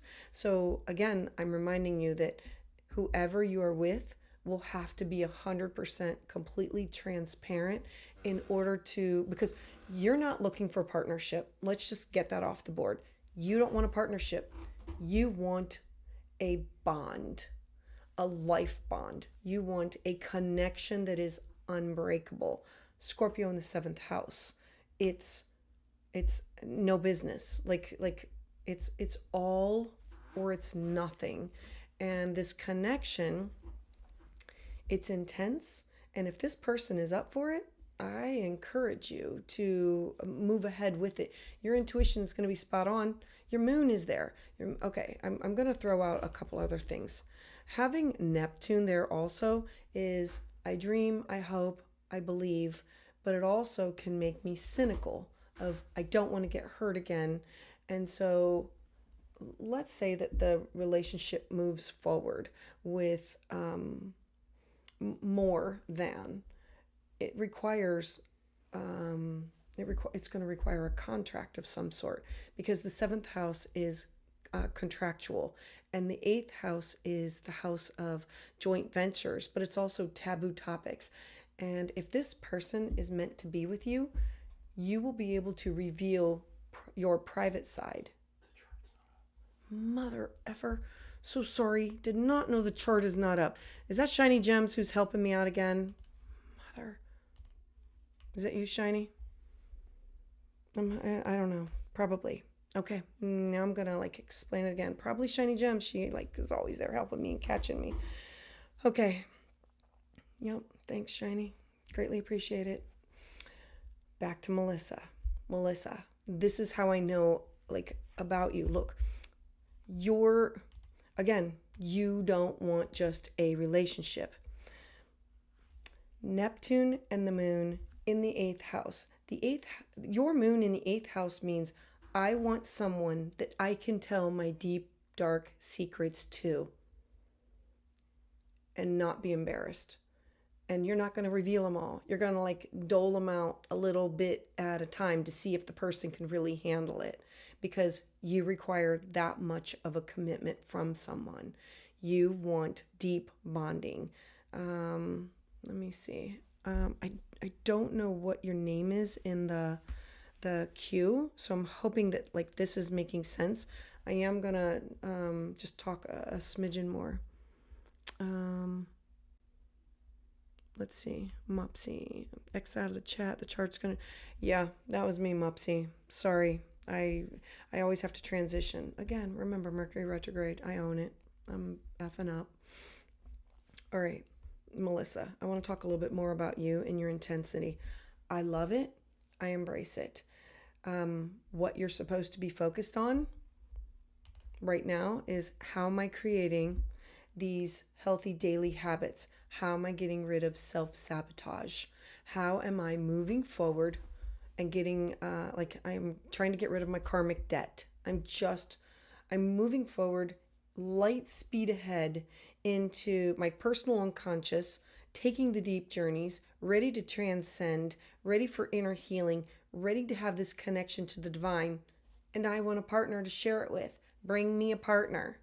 Bring me a life partner that I can, that's what your moon in Sag is. Your moon in Sag and Neptune in Sag is you're hoping, wishing, praying. Let's see. I also want to talk about your Pluto at the top of your chart, and it is squaring your Uranus. Look, I love Uranus. I love Uranus in Scorpio. It's kind of like let your freak flag fly and let your freak out. And it is in square or in conflict with who you share your outside view of yourself with other people in the world. And so you need someone, you really do need someone who really gets you, who's willing to go there and explore all avenues that could be in not sexual in nature. You need someone who is not afraid of you being your raw, authentic self. I'm hoping all of this is making sense to you. You're also having a Saturn trine.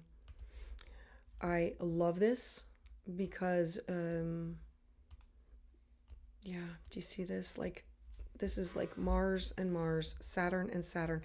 And so this is you communicating to this partner of who and what you need.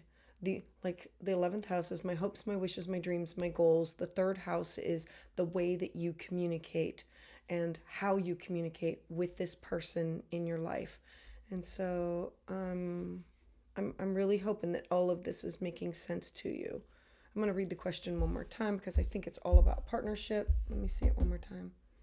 The question. But I know it was about your Sag partner, and it doesn't matter whether they're Sag rising or a Sag sun, because it is all about my new Sag guy. Look, Sag energy. I love it. You need it. You need this. I'm hoping that this is going to be the person. I would say go slow and steady with them, because you're exploring avenues that and look, in Sag sun, they're usually up for anything. They're game on. They'll explore almost anything. So I love that about this person. This is let's go into uncharted territory. And so Melissa, I am really hoping all of this makes sense to you. All right. So thank you. Thank you for trusting me. Thank you for trusting me. All right.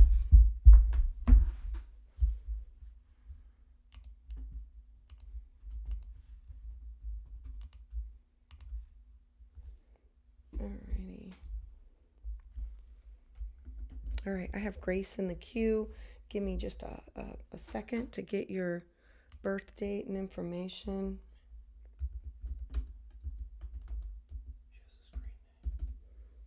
Oh, screen name. All right, I'll look that up.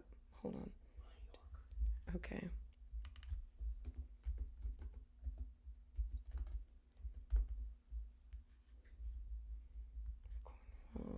Okay, almost done. Sorry.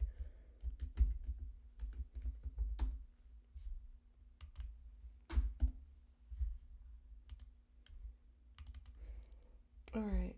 Let me get the screen name one more time.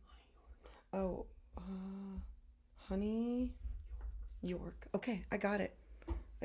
Let's talk about this.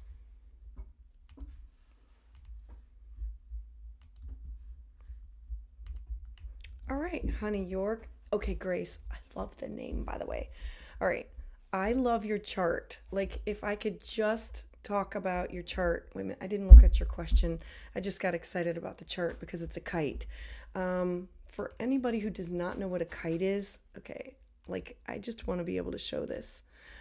You have connection here and here and here, which is a trine. So all three of these areas of your life are working together.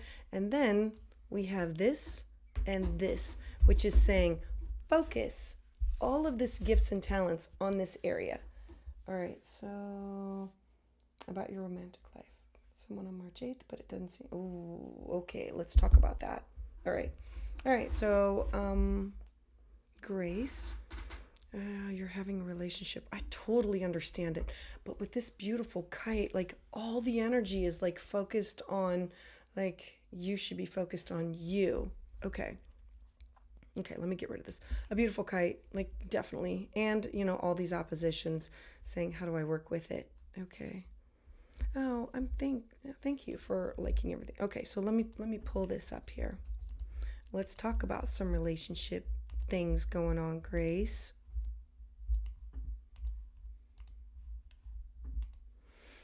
Oh, Grace, I see it.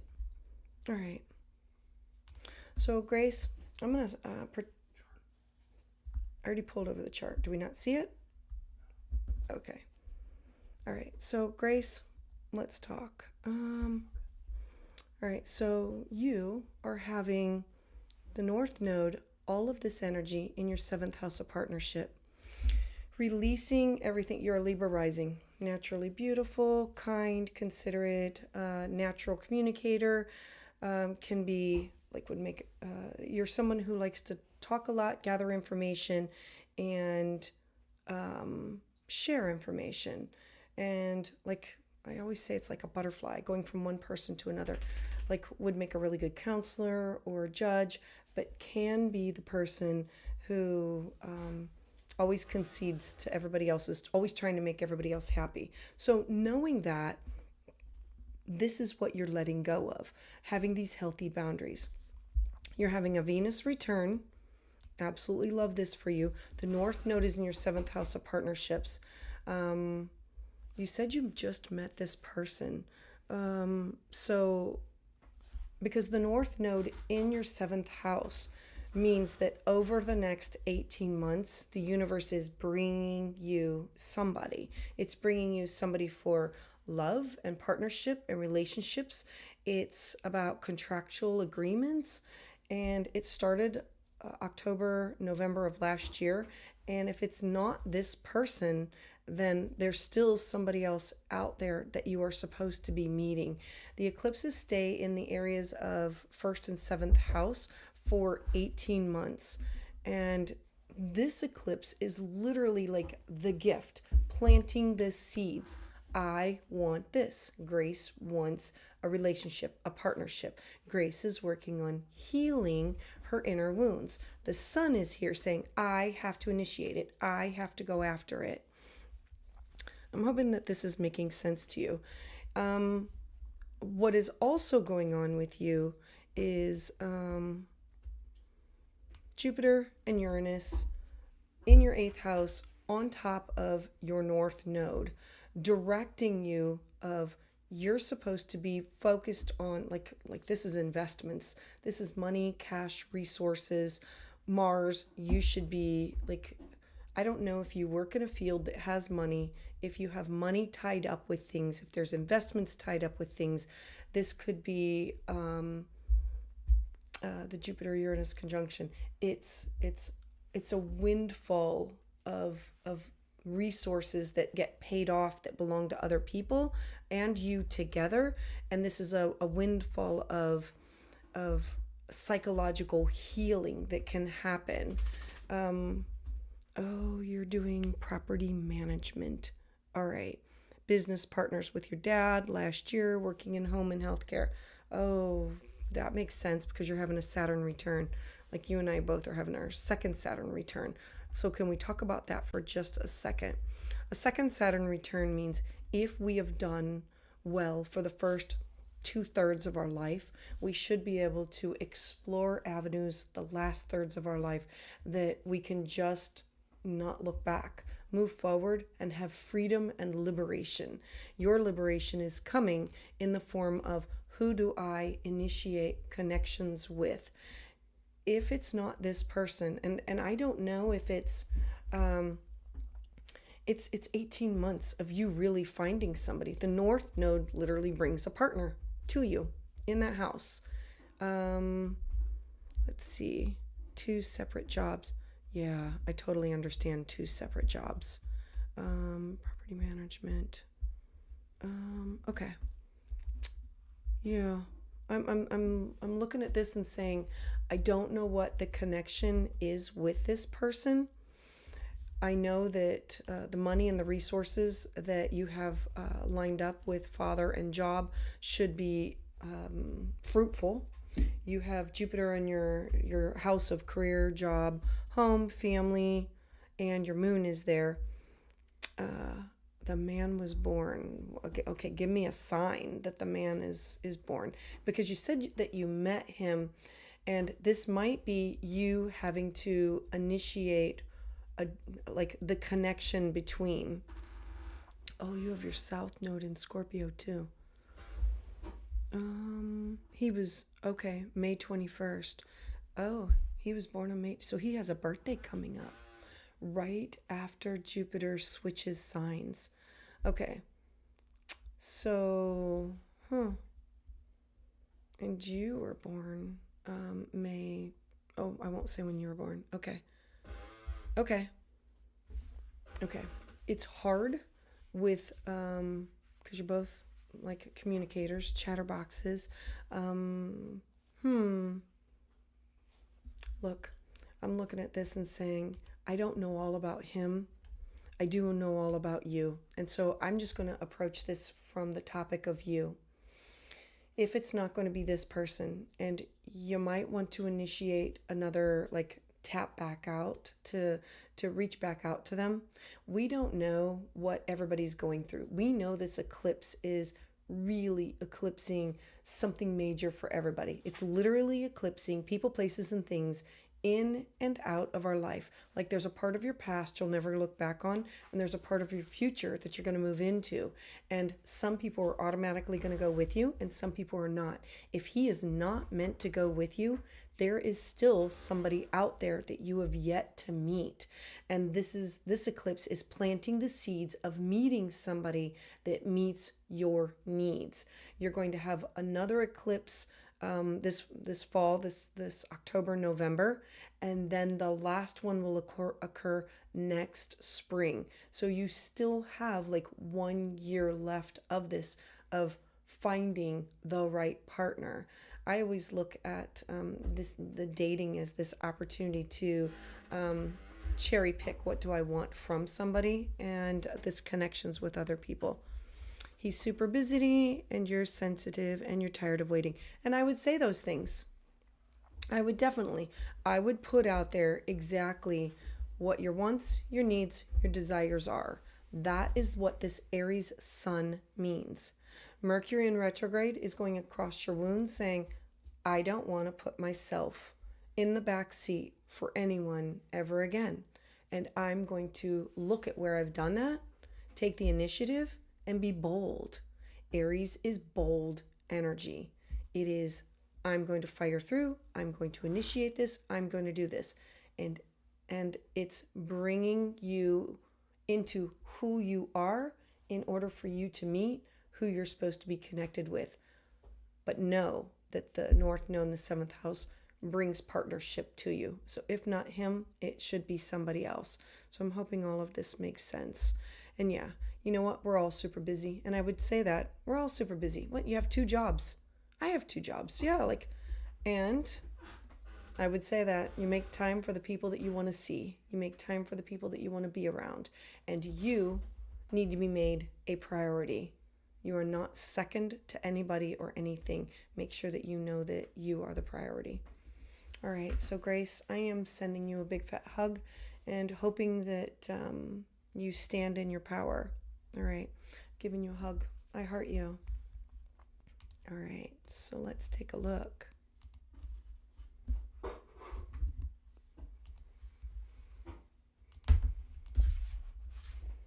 Hmm. All right. Okay. All right, Kayla. And the queue is now going to be closed. So after Kayla, we are going to. Oh, what? Oh, I'm sorry. There's two more after Kayla.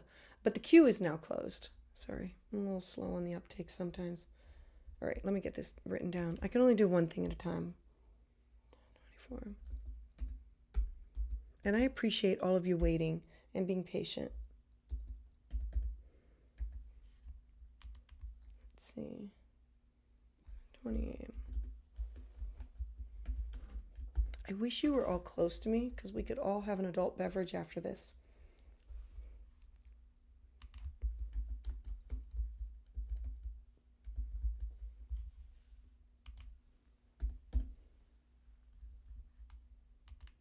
All right, I got it. Let's talk about Kayla.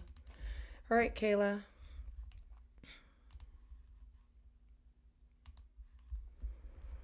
All right, let's see. Hey, I appreciate all of you being in here. All right, and Mupsies, all right, can text offline. Okay, I don't know who's talking to who here, but okay, I'm glad you're all talking to each other. All right, let's talk about Kayla. So, Kayla, you got a lot in Libra. All right, Kayla, Saggy rising, Sun in Scorpio, girlfriend, okay, and Moon in Virgo.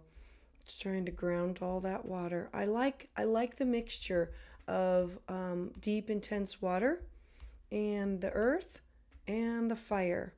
Okay, this though means you're not afraid to go there. Sun in the 12th house. Look, I have the sun in the 12th house. So whenever I say anything that some people might get offended, please know that I speak from like my own personal. Sun in the 12th house, but yours is in Scorpio. So it's deep, it's intense. It's shh, be quiet, be seen, be not heard, like be seen and not heard. And it's always having to do things behind the scenes. You have Sun and Pluto here. And so deep, psychological, intense, and it's about birth, death, rebirth. Not afraid to take that deep journey. I would include making sure that you don't tune out of the feeling of your feels, because it's real easy to get inundated with all of the emotions and the feelings, because you're just trying to navigate life. You're trying to navigate life without having people hurt you, because you don't realize that when they hurt you, when they say or do things, like you have this memory that just doesn't quit. Like you can say, well, I remember 2 weeks ago on this day you said this. They don't, other people don't think like that. They don't work like that. Only fellow Scorpios do.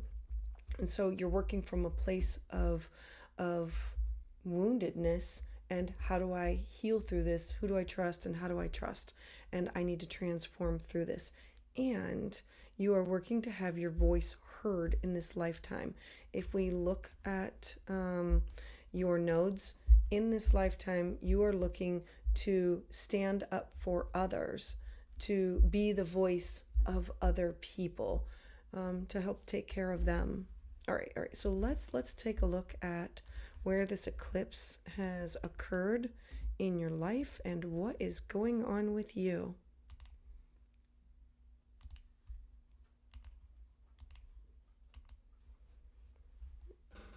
All right, Kayla.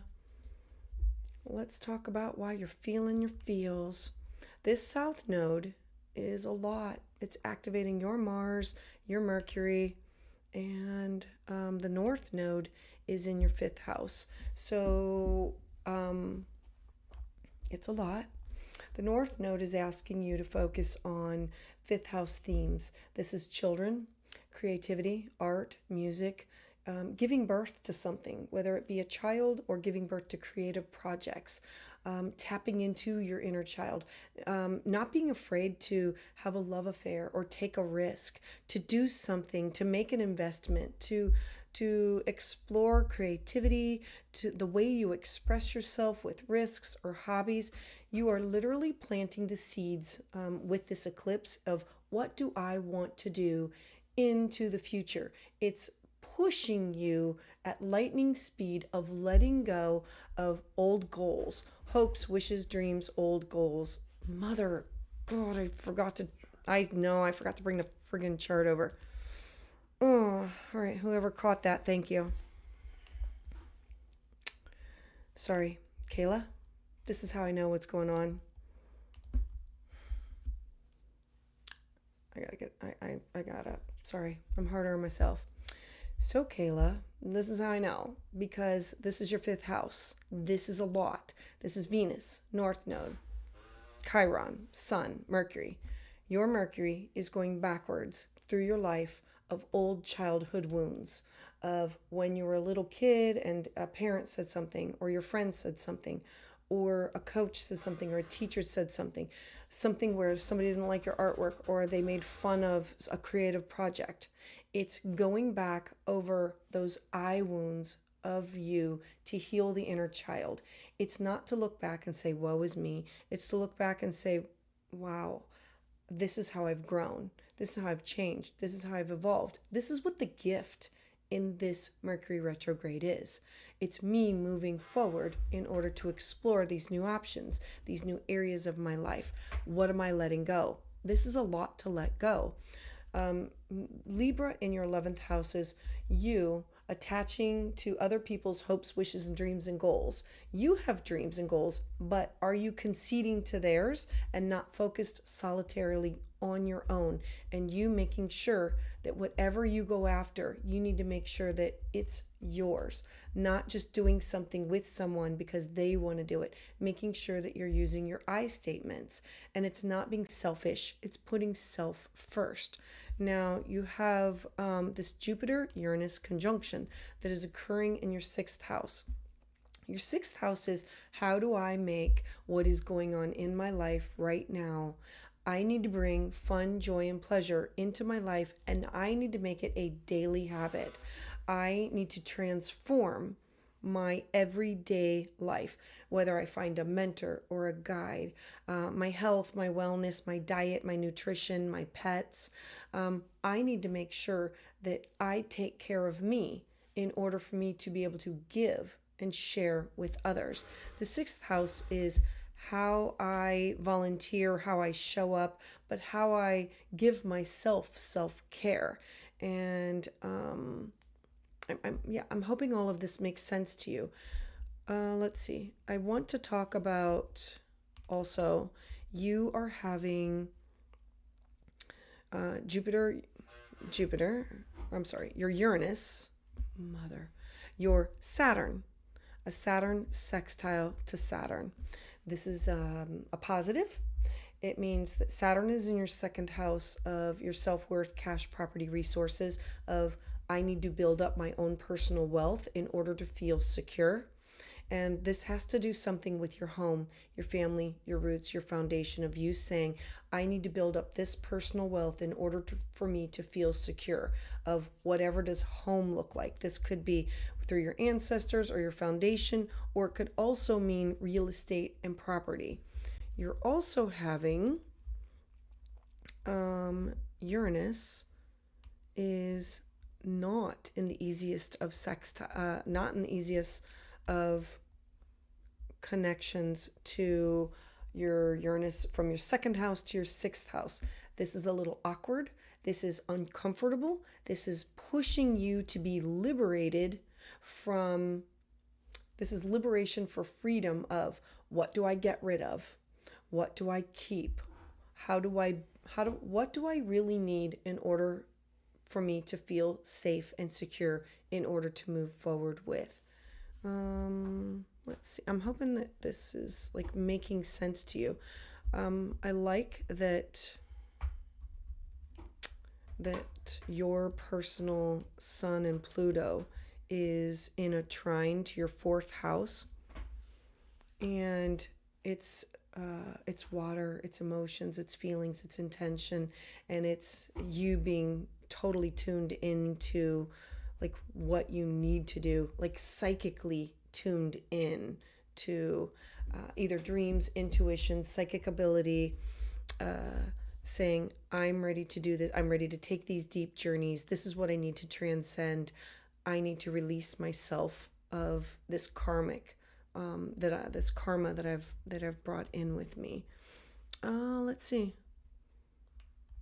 I'm loving all of this. I'm like this is probably my most favorite in that it's bringing creativity to you. Now, what does that creativity mean? Look, if you're trying to have a baby, that's what it brings. If you're not trying to have a baby, use caution. If you want to create something and you want to I always say let's give the energy, channel the energy into something. If this were me and I was not wanting to have like children, this would be me channeling it into things that I want to do. Do I want to travel? Do I want to start a project? Do I want to start a class? Do I want, like, what do I personally want to do? The fifth house is what brings you pleasure, joy, and it could be art and music, anything. Like, what brings you joy? That's what you're supposed to be focused on because it trines your first house of self. This is a Venus trine Venus. This is maybe starting something in order to make money with. This is also to make me feel better about myself, my habits, my strength, my vitality, me being seen, and my outlook in life, healing from some old wounds. So I'm really hoping that all of this makes sense to you, Kayla. Sending you out a big fat hug. All right, thank you. All right, so let me transition here and see who else is in the queue. I need the next.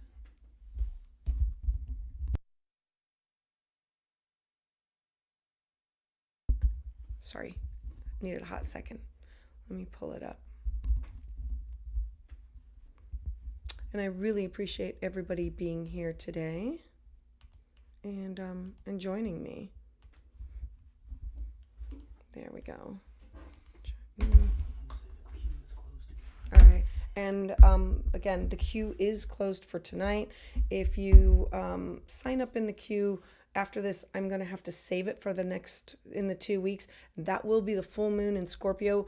That is the end of this eclipse cycle, and that one's going to be a doozy. All right, so let's take a look. Andrew is in the queue. So glad you are here. Thank you for waiting patiently.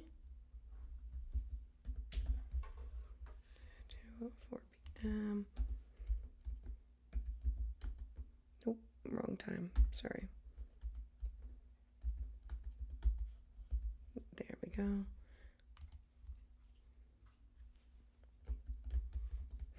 Oh, in Texas. Did you see the eclipse? I know it passed over. Hopefully you were in the totality. All right, Andrew. Let's talk. Andrew. All right. Andrew, got a lot going on. All right, so you have Sun in Aquarius, 8th house. Let your freakiness out, Andrew. I absolutely embrace that energy. Absolutely love it. Let's see. Moon in stable Capricorn, like trying to ground that energy. And your rising sign is Cancer.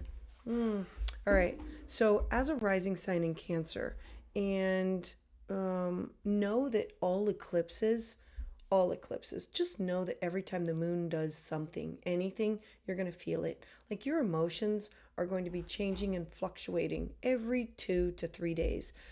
As a rising sign Cancer, it's the moon is your chart ruler. How do you stay in touch with your intuition, your dreams, your feelings, your home, your body? It's you being grounded with who you are. I absolutely love this for you.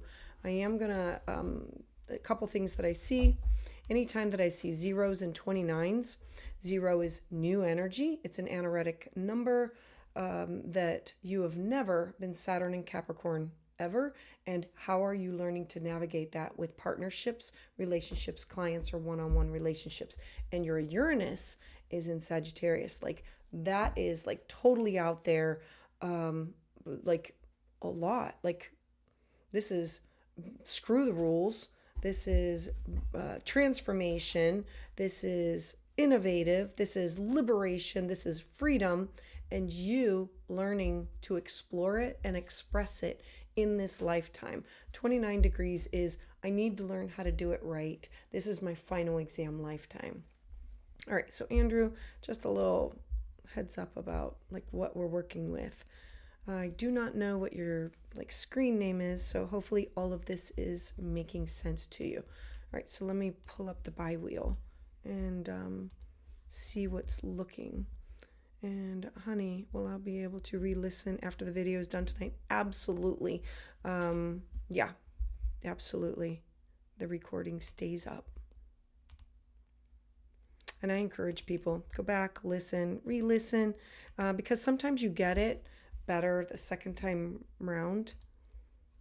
All right, so let's take a look. Andrew, what I'm loving for you is all of this. So you are coming up on a nodal return soon. I'll talk about that in just a hot second. Let's just talk about these nodes right now. Something happened back in October, November, at the end of last year that was a real big shift of you having to focus on your career. Sorry.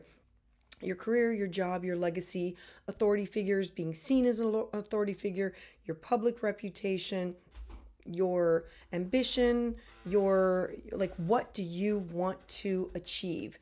The North Node at the top of your chart really is a push for you to say, I need to be doing this. This is where I need to be. And I need to release some things that have to do with home. It generally means a shift in career and a shift in home, or some kind of healthy boundaries that have to do with home. You're also having a Venus return. We got this little girl here and here. I absolutely love this. Venus is like making her new cycle around your chart and saying love, money, abundance, beauty, all of this. Mercury is having you go back through your thoughts, your dreams, your ideas, your past, and saying, where in my life has somebody not appreciated me, thought that I would rise to do this, that I could do this, has put me down. It's the I wound that has to do with you that came from authority, or put you down, or wanted to like squash you or hold you back from being the best or believing in what you could do. So now that there's this opportunity of growth and expansion of your career, your job. Now I want to bring a couple other things in here. You're having a Jupiter-Uranus conjunction in your 11th house. This is your hopes, your wishes, your dreams, your goals, and who you network with. I want you to pay really close attention to who you have talked to all month long.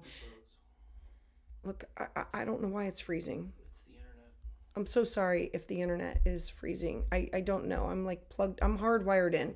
It's YouTube. All right. Is it back? Nope. Okay. Let me transition out and go back. Is that better? No. Dang.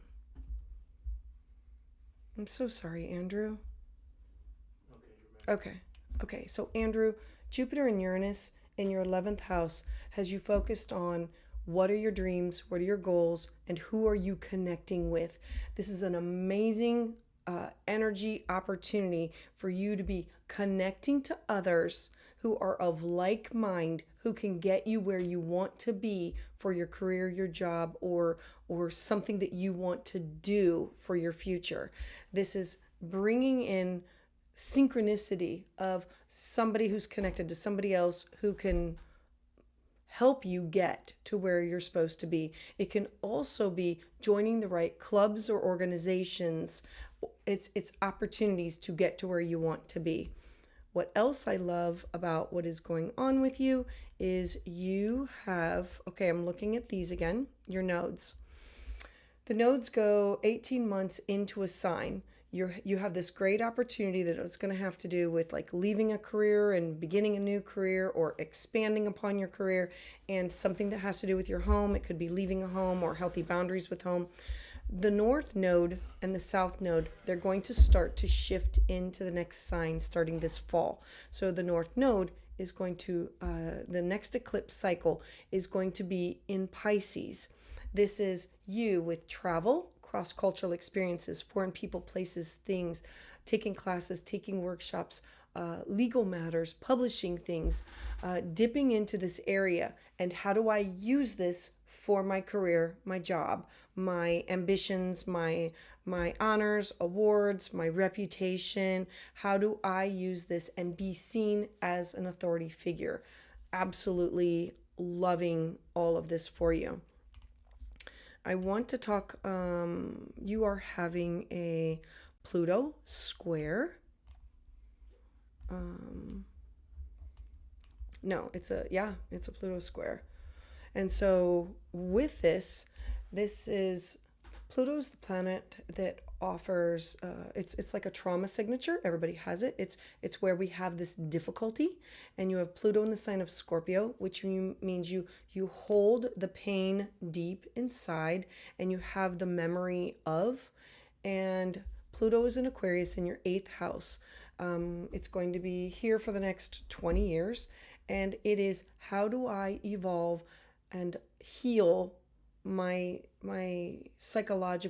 deep psychological trauma and wounds of things that have either occurred to me, or these relations that I have with other people. The 8th house is where we share resources, or we have these deep bonding experiences, or joint ventures. And your sun in Aquarius in the 8th house is the house of birth, death, rebirth, and transformation, and having this it's the house of sex, and it's the house of the taboo that we don't share with other people. And so this is you coming into your own and being okay with who you are. And I absolutely love this for you, Andrew. I absolutely love this for you. Yeah, and if we could, okay, just for a hot second, I'm going to throw one more thing out there. Chiron in your 12th house. Chiron is your wound, something at about the age of 23, 22, 23, 24, either realizing we've had this wound, or that's when things happened, and things being kept secret. The 12th house is the hidden house. It's the house of hidden enemies. It's the house where we need to do the deep work, but it's the house of secrets. And so having a wound that's been either kept a secret, or that you're keeping a secret, needing to heal that as you come forward with everything. This Chiron is in a harmonious aspect that will offer you opportunities to go back and heal some of those things from your past. So Andrew, I greatly appreciate you trusting me to read for you tonight, give you this consultation, and I hope you stay in touch with me. All right, thank you, Andrew.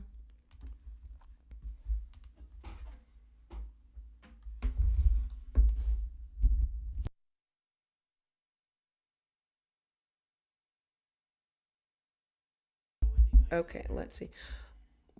What? Wendy, we haven't seen Wendy in forever. No, she's not next. First is Tina. Okay, I'm sorry. Tina's next, and then Wendy. But Wendy, I'm so glad. You know, my husband and I were just talking about you. So sorry. Okay, I got a little sidetracked here. Tina, right? Yeah. Wendy, glad you're back in the house.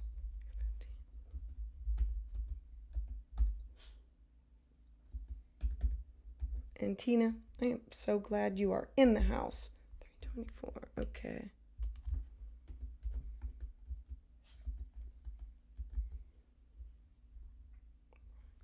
I love this.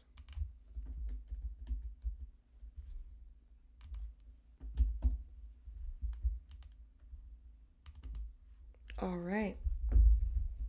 All right, Tina, let's talk about this.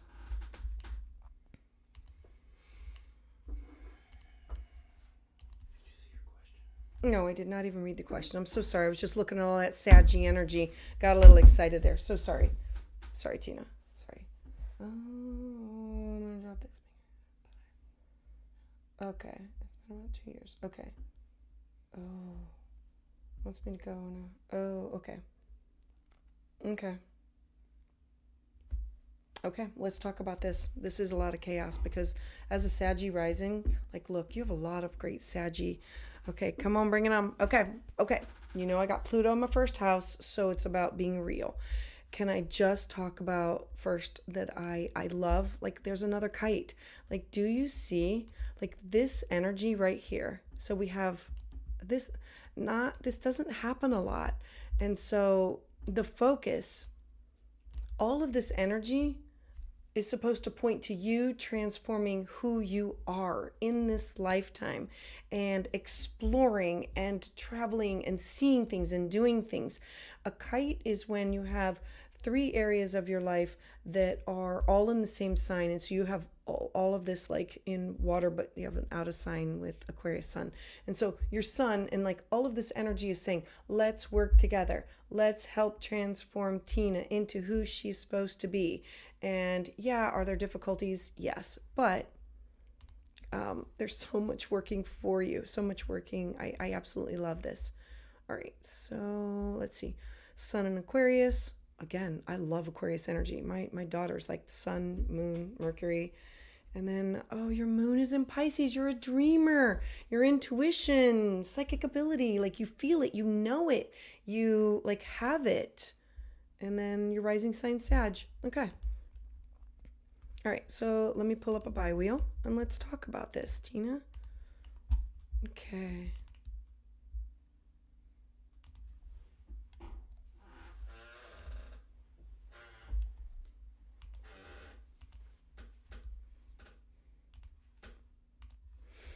All right. All right, I read your question. So, things that are going on. Your North Node is in your fifth house of taking risks. It's about joy, pleasure, and bringing more joy and pleasure back into your life. It's the house of creativity. It's the house of I want to give birth to something. Mercury is going back over your wound of I'm afraid to have joy. I'm afraid to have pleasure. Things when I was a child. Art, music, creativity, not being appreciated for these things. I'm afraid to take a risk because if I take a risk, these things happen. This is going to be an opportunity for you to explore the gift that comes from the healing of that wound.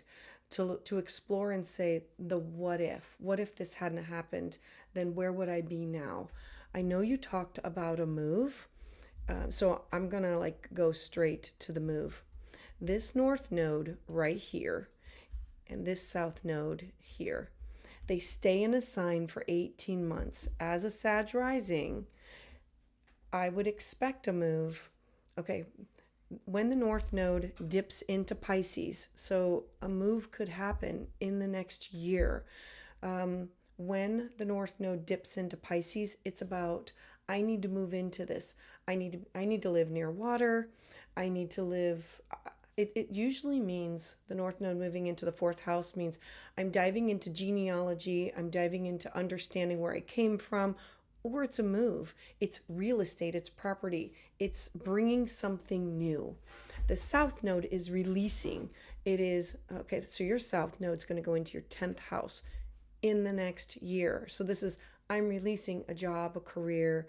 I'm moving on from that. Now, currently, let's look at currently. With all of this Jupiter and Uranus is sitting on top of your personal Chiron in your 6th house of your health and well-being. The 6th house represents your daily habits and what you need to do in order to take care of yourself, and it's alternative healing. It's what I was doing before does not work now, and I need to think outside the box. I need to be creative. I need to look at unusual, like, do I look at tapping? How about acupuncture? How about a chiropractor? How about a nutritionist? How about yoga? How about meditation? How about sound therapy? Like all of these in order for you to be in the best health that you can be in. Jupiter and Uranus is bringing you in contact all of this month. It's going to be exact, I believe, on the 20th And then there will be like 2 weeks after that will bring people, places, and things into your life in order for you to move forward with leaps and bounds of your best health that you could possibly be in. It's mental, physical, spiritual, psychological, and emotional health and well-being, and your daily habits of how do I make this a daily habit. Because you have your North Node in your 5th house, it's trining your 1st house. Look, this is fear-based, but the energy is working together. I, with the Aries energy, Tina, I want to move forward. I want to explore. I want to do these things. Jupiter in the 1st house means like everybody sees you. It means everything is bigger, brighter, better. Uranus is unique. It's freedom. It's liberation. And Neptune is my faith, my hope, my dreams. And your South Node is here. Now the South Node is in Capricorn, but it's in a really close conjunction to Neptune. So I'm gonna throw it in there that if you believe in past lives, if we were gonna go there, your past life is in the sign of Capricorn as I picked the wrong goal and it didn't pay off for me. And I was punished and penalized and I lost everything. It's in your 2nd house of your self-worth, your cash, your property, your resources. And this is fear of, I lost it all before. What do I have to do to not make that mistake in this lifetime? So in order to not make it again in this lifetime, you are ruled by the moon. You're ruled by all eclipses. All huge events in your lifetime will revolve around the eclipses. The moon, you will change your mind and your feelings every 2.5 days. Your personal moon is in Pisces. And so it's in a perfect trine with sharing with 8th house. The 8th house is shared resources with other people, but it's also the opportunity to heal from deep psychological trauma and to move forward with this. And so follow your intuition. This is about taking the leap of faith, and your gut knows, like your intuition knows. It's exploring these new avenues. The square, the difficulty of what you're feeling is wanting to do things, 1st house, squaring your home. A square is energy that has to be integrated. You are starting a new Mars cycle of 2 years. What does my home life look like? What does my foundation look like? And starting a 2-year cycle here real soon. So the decision's going to be made pretty soon here. So Tina, I'm hoping all of this makes sense to you. Let's see. Ready to change. Yeah, I know you're a deer in the headlights. This is like one of those, I always say, let go, let flow. Once the eclipse is to push you forward so that you don't have a net to catch you and that you have to move forward with the energy. Look, it's very scary. But if you have nowhere to return to, then you have to make the future work. And so you can definitely integrate this. I'm excited for you. I'm excited for all of these changes. Also know that Jupiter in May is going to be dipping into your 7th house of contracts, negotiations, and your clients if you do any work like that's one-on-one and things like that. So great things are going to be coming to you. Jupiter in Gemini is thoughts, ideas, communication, 2 jobs, 2 careers, using science, using technology, and like getting it out there. So things to look forward to, and know that the North Node moving into your 4th house does generally mean a move over or releasing what does home look like over the next 1.5 years.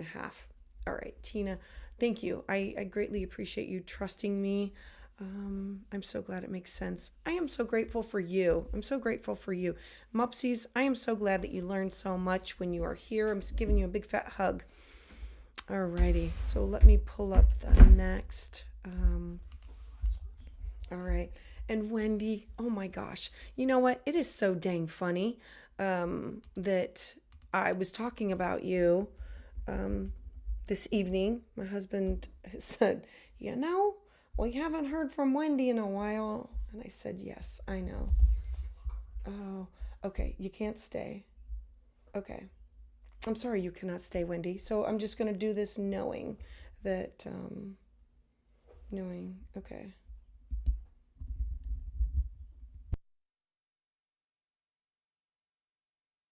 Okay, let me pull it up. Hold on. Let me quit this and let me open. Okay. And I'm sorry you couldn't stay here with me tonight, but we're going to do this knowing that you are with us in spirit, and we'll watch it later. Totally understand that.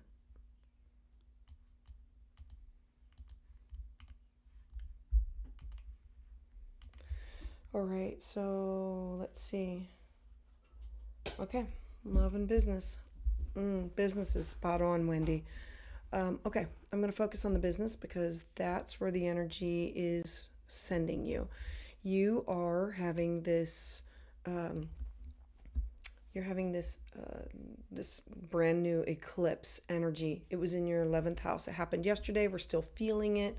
So Sun, Moon, Mercury, Chiron, North Node, and Venus in your 11th house. Your 11th house is what are Wendy's hopes, wishes, dreams, goals, who do you need to network with in order to get to where you want to be? This is about bringing synchronicity to you, putting you in the right place at the right time to connect to the right people to move you forward for your career. We've talked about this before, that you're having a Saturn return. This is about aligning yourself with what do I want to do for my last third? How do I want to be known? How do I want to be seen? And picking the right mountain. Saturn is more of it's about a challenge. It is Saturn, it's limitations, it's restrictions, it's authority figures.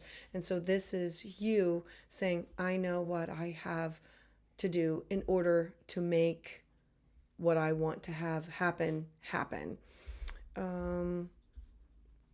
You are releasing or ending some creative projects, some fifth house topics. The fifth house topics are this is creative projects, it's art, music, it's also where we take risk and so this is probably saying, I'm no longer going to take those risks.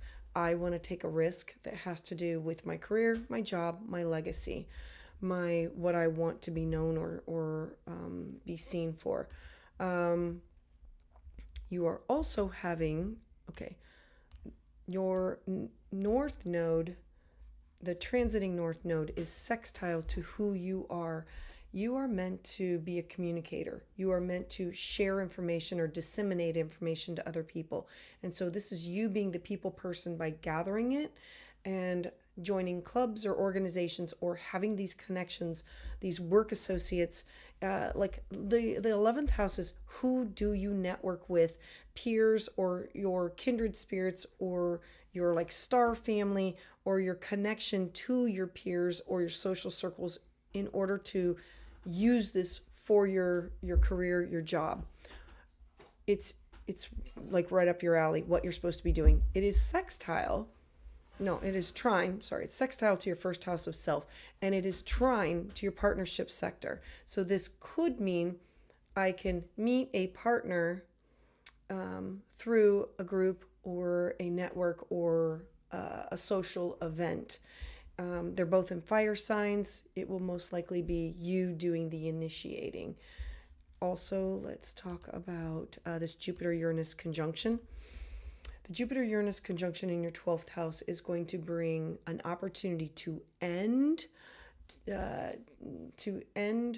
karma that you have brought in with you, or to like break the chains of, or to understand where things like got brought in, or where you are repeating a pattern that is not helpful to you.